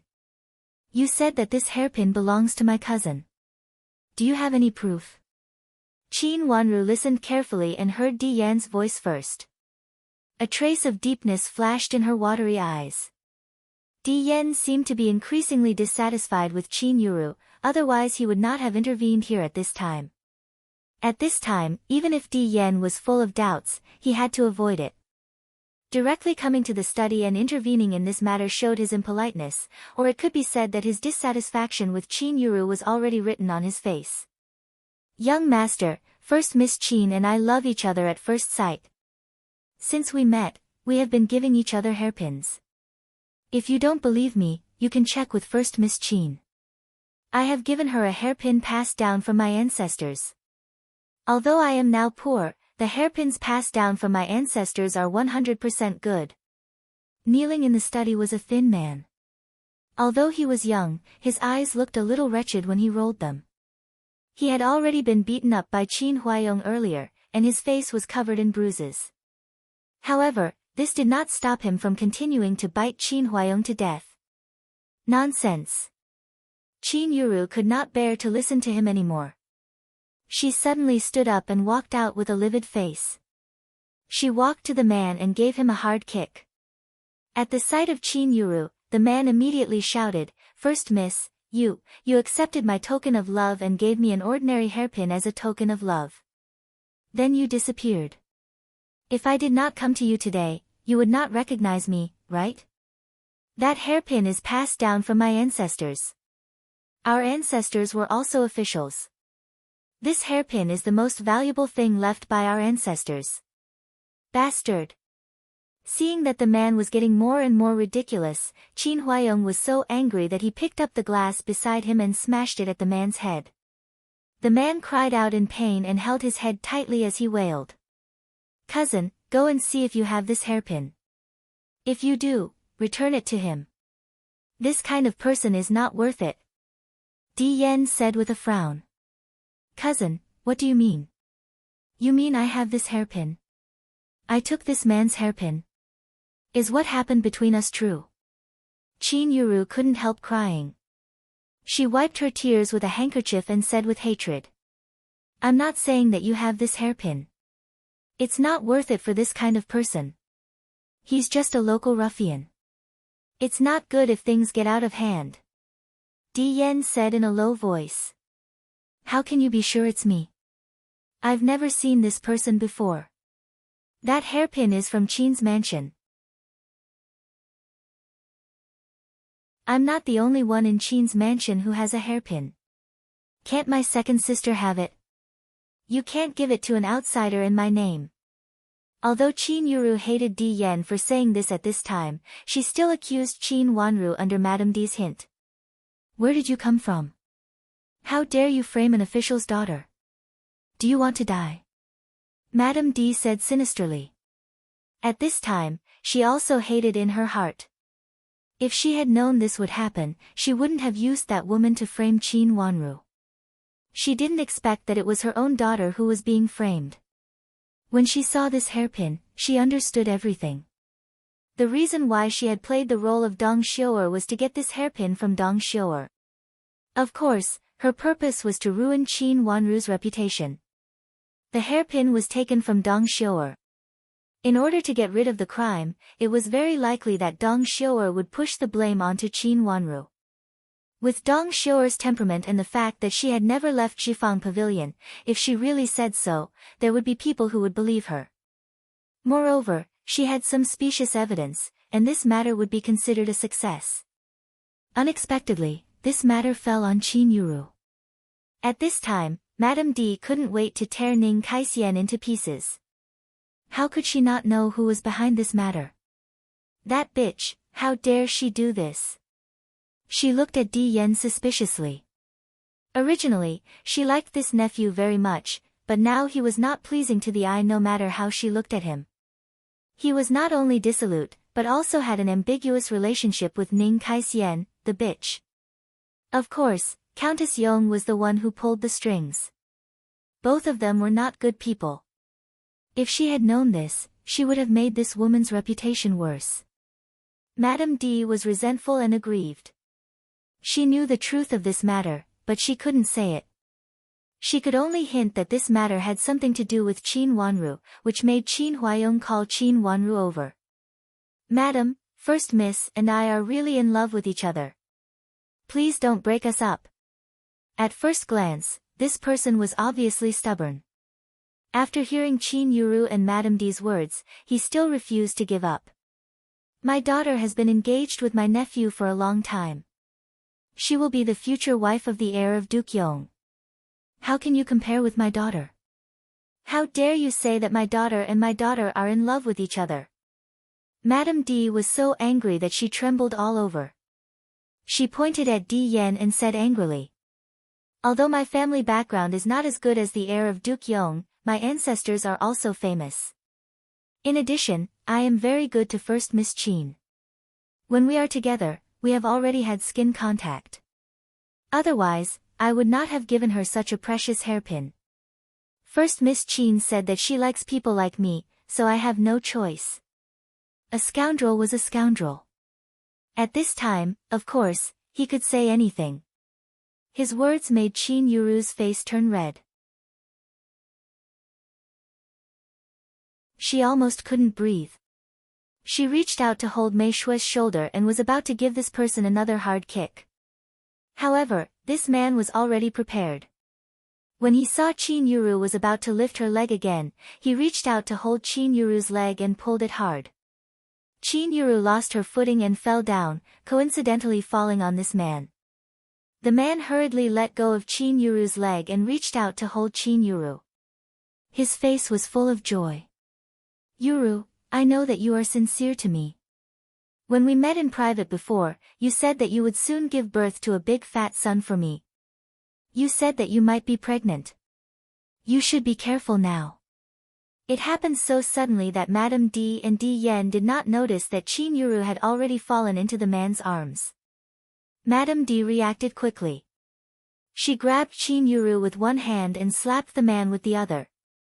Nanny Zhou, who was standing beside her, reacted quickly as well. She helped Madame Di pull Qin Yuru away. Then, she lifted her leg and kicked the man hard. Madame Di was stunned. The man's hand loosened after being slapped, and Qin Yuru was pulled away. Di Yan's face turned green. His fingers trembled and he wanted to say something. However, when he saw Qin Huayong's cold face, he did not dare to say anything. In such a situation, even if what happened before was fake, Qin Yuru's reputation would be tarnished. Di Yan deeply felt that he had been cheated on. If you don't believe me, go to First Miss Qin's room and check. You will definitely find that hairpin. There is a small character on such an exquisite hairpin, die. First miss of your mansion's surname is Chin, and there is no such character in her name. Naturally, it was given to her by me. The man covered his chest and said confidently. Someone, go and find it. Qin Huayong was so angry that he felt dizzy. He had been a general for many years, and his words were the law in Jiangzhou. He had never encountered such a thing. A servant turned around and was about to go downstairs. Qin Yuru's face changed dramatically. She did not care to look for the man anymore. She reached out and grabbed Madame D tightly. She said in panic, "Mother." Madame D reached out and patted Qin Yuru's hand. She hinted at Nanny Zhou with her eyes. Nanny Zhou understood and hurriedly followed the servant down. Although Madame D felt that this was very whimsical, it was obvious that Qin Yuru had a guilty conscience. To be on the safe side, of course, Nanny Zhou followed. Di Yen saw the interaction between Qin Yuru and Madame D in panic, and his face darkened. He also gave his servant a look, and the servant quietly retreated from the side door and ran out of the door to chase after the figure in front of him. "You, how dare you slander my daughter? She is not the only miss in this mansion. You have seen clearly." At this time, Madame D was still trying to lead the matter to Qin Wanru. Qin Huayong, who was sitting on the chair, was so angry that he slammed the table hard, making a loud noise. For a moment, the room became quiet. "Father, send him to the magistrate." Qin Wanru came out from behind the screen and said with a calm look. Hearing that she was going to send him to the government office, the man showed some panic for the first time on his face, but he immediately became tough. "No matter where I go, first Miss Qin is mine. Our relationship is not that of a fiancé. Now we may even have a child. In the future, we will be a family. If you send me to the government office, the child will be born without a father. Father, since he is so stubborn, we should investigate him. First, investigate his identity, and then ask him who he is close to recently, and find out who is trying to frame us," Qin Wanru said calmly. Qin Wanru said calmly. She turned around and walked to Qin Huayong, but she didn't stop when she walked past Qin Huayong. "Why send him to the magistrate? Ask him first." Madame D panicked, afraid that more things would happen. Seeing that Madame D was guilty, the man's panicked face immediately became arrogant, and he said loudly, "Your mansion's miss and I are really in love with each other. Even if I send him to the magistrate, I will still say so. If you don't want first Miss's reputation, I don't care. Anyway, it's not like I can't tell others about what happened between me and your mansion's miss." Previously, the man told him that it was impossible for anything to happen. No miss would dare to do something like this, and now the evidence was conclusive. The man looked at Qin Yuru proudly, and his eyes were full of lust. Such a beautiful miss from an aristocratic family was going to be his. Just thinking about it made him happy.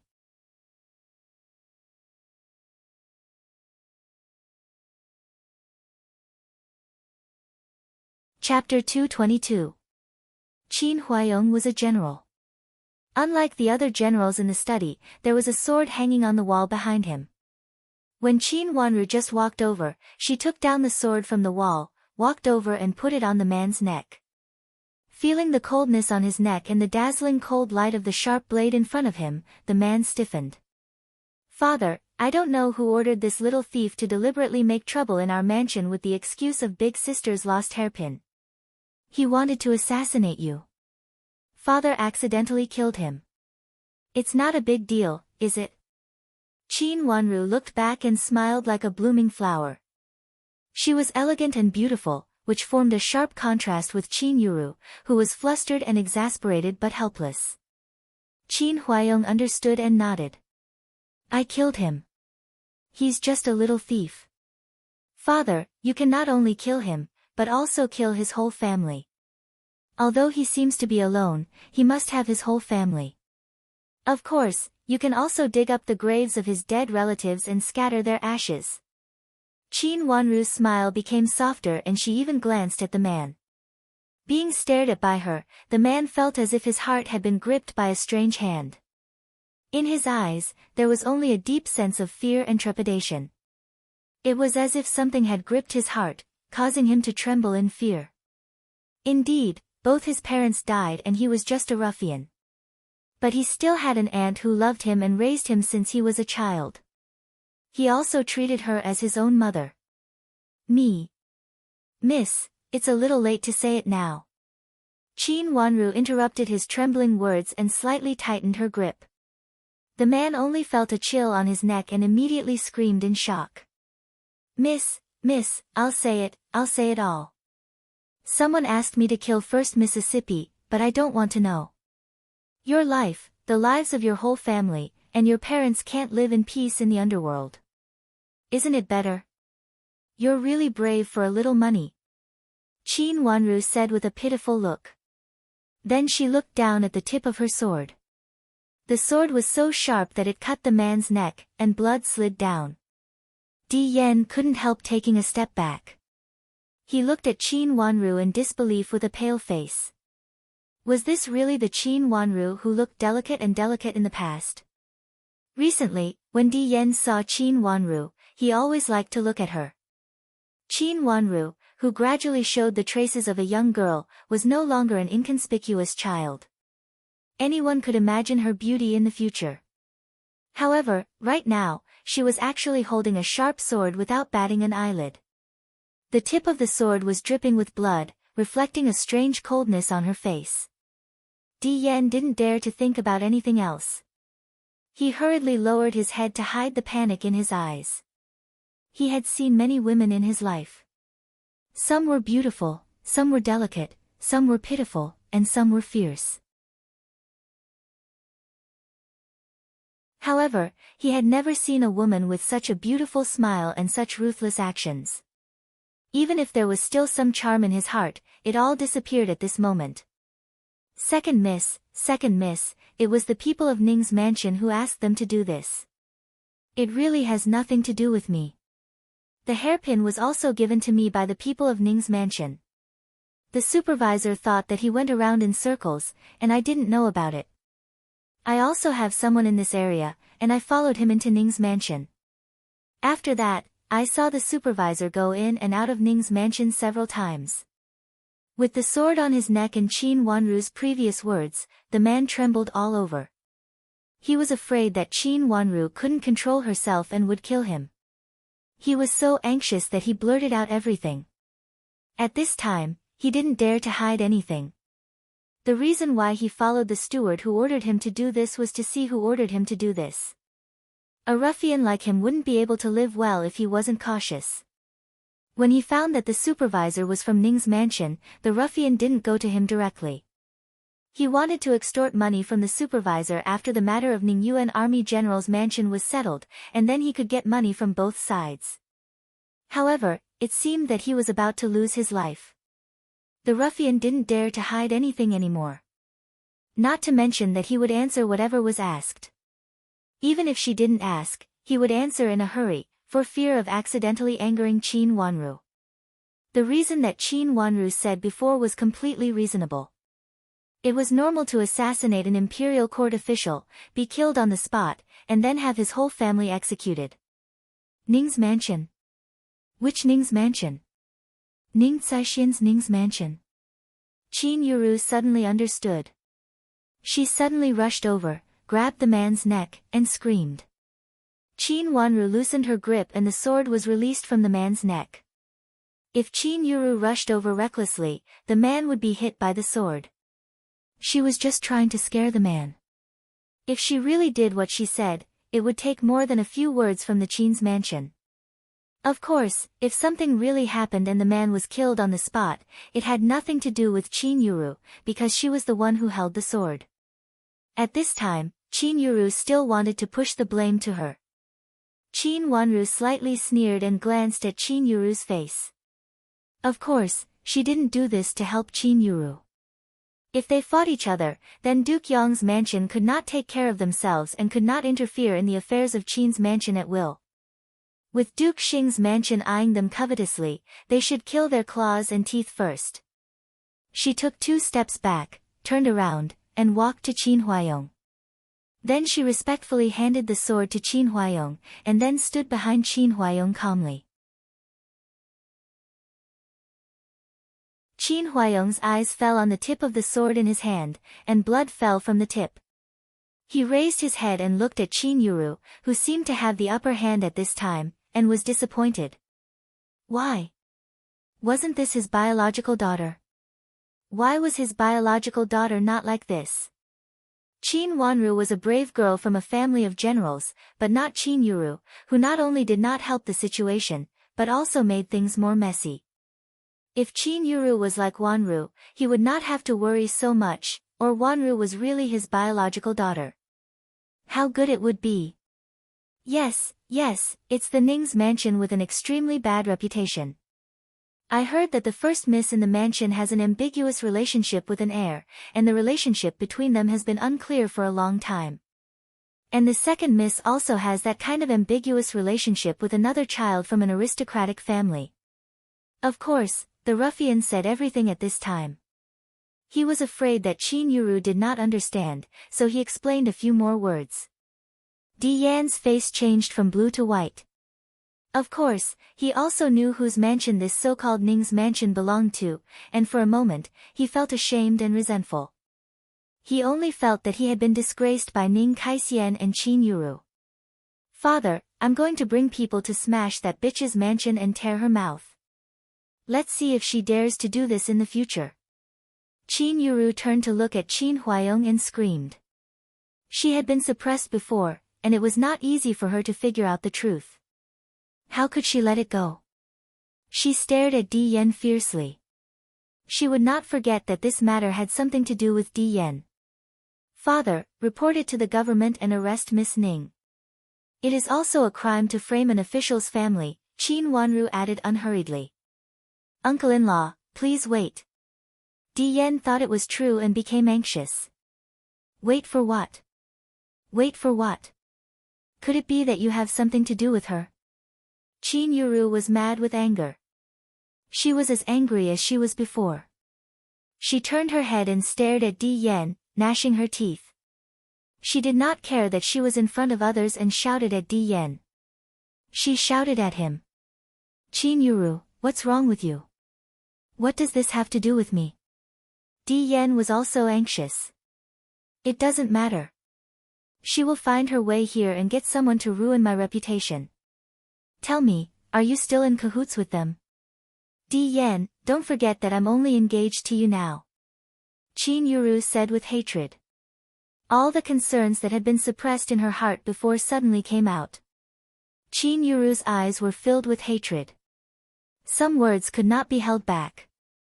Qin Yuru, what are you talking about? Do you know what you are talking about? Di Yan felt that he had lost all his face.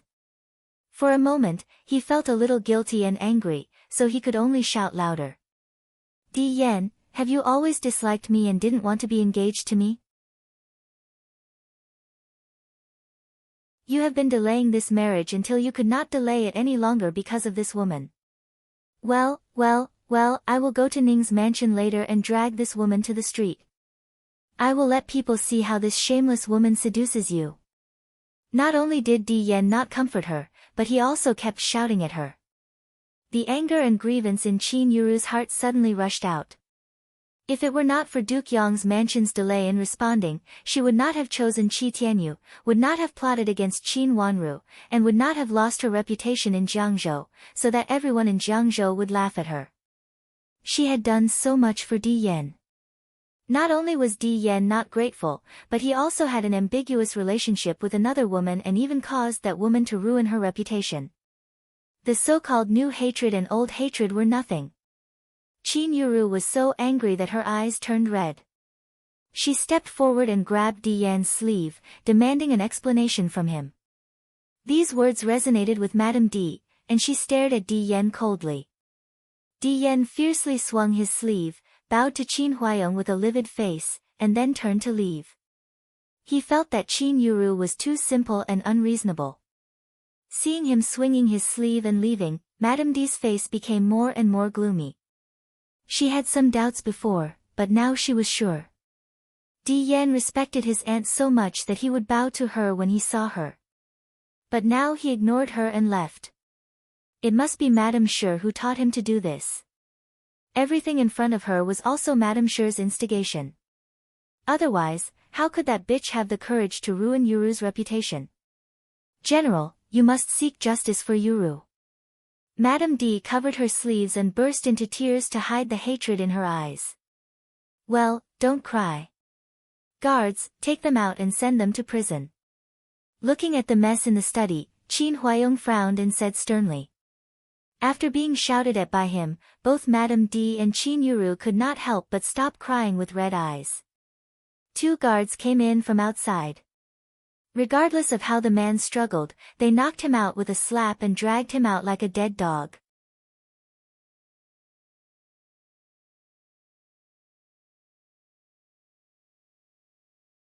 Chapter 223.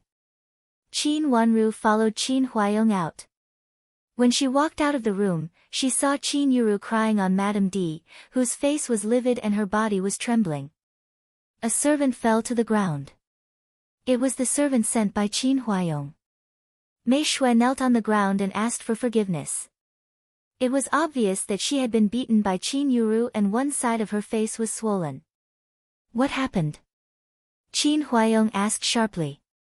General, I want to go to Duke Yong's mansion. Before the servant could speak, Madame D screamed. What are you going to do at this time? Qin Huayong frowned and asked coldly. I want to ask Madame Sure what she is thinking. She tried to hurt me and Yuru again and again. Now she even colluded with that woman to do this kind of thing. I have always trusted her. What is she thinking?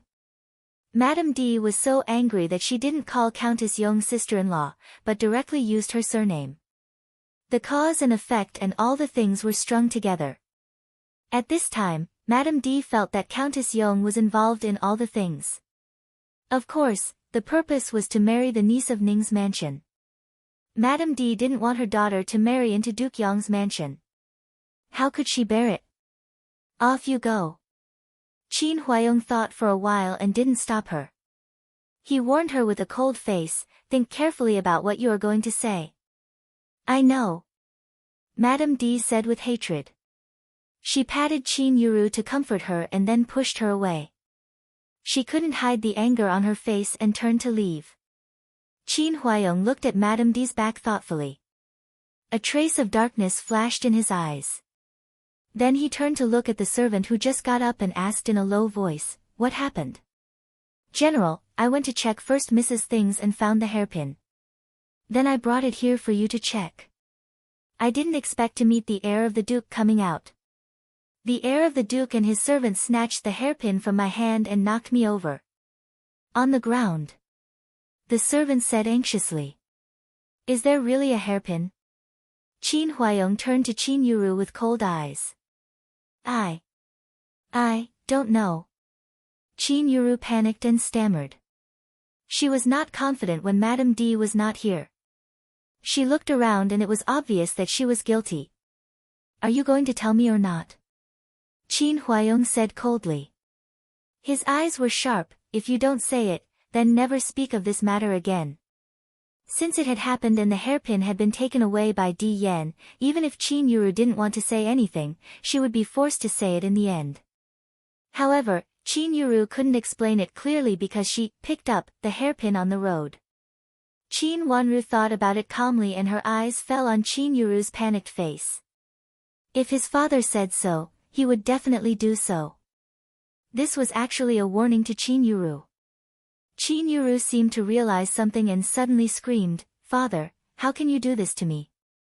I'm your biological daughter.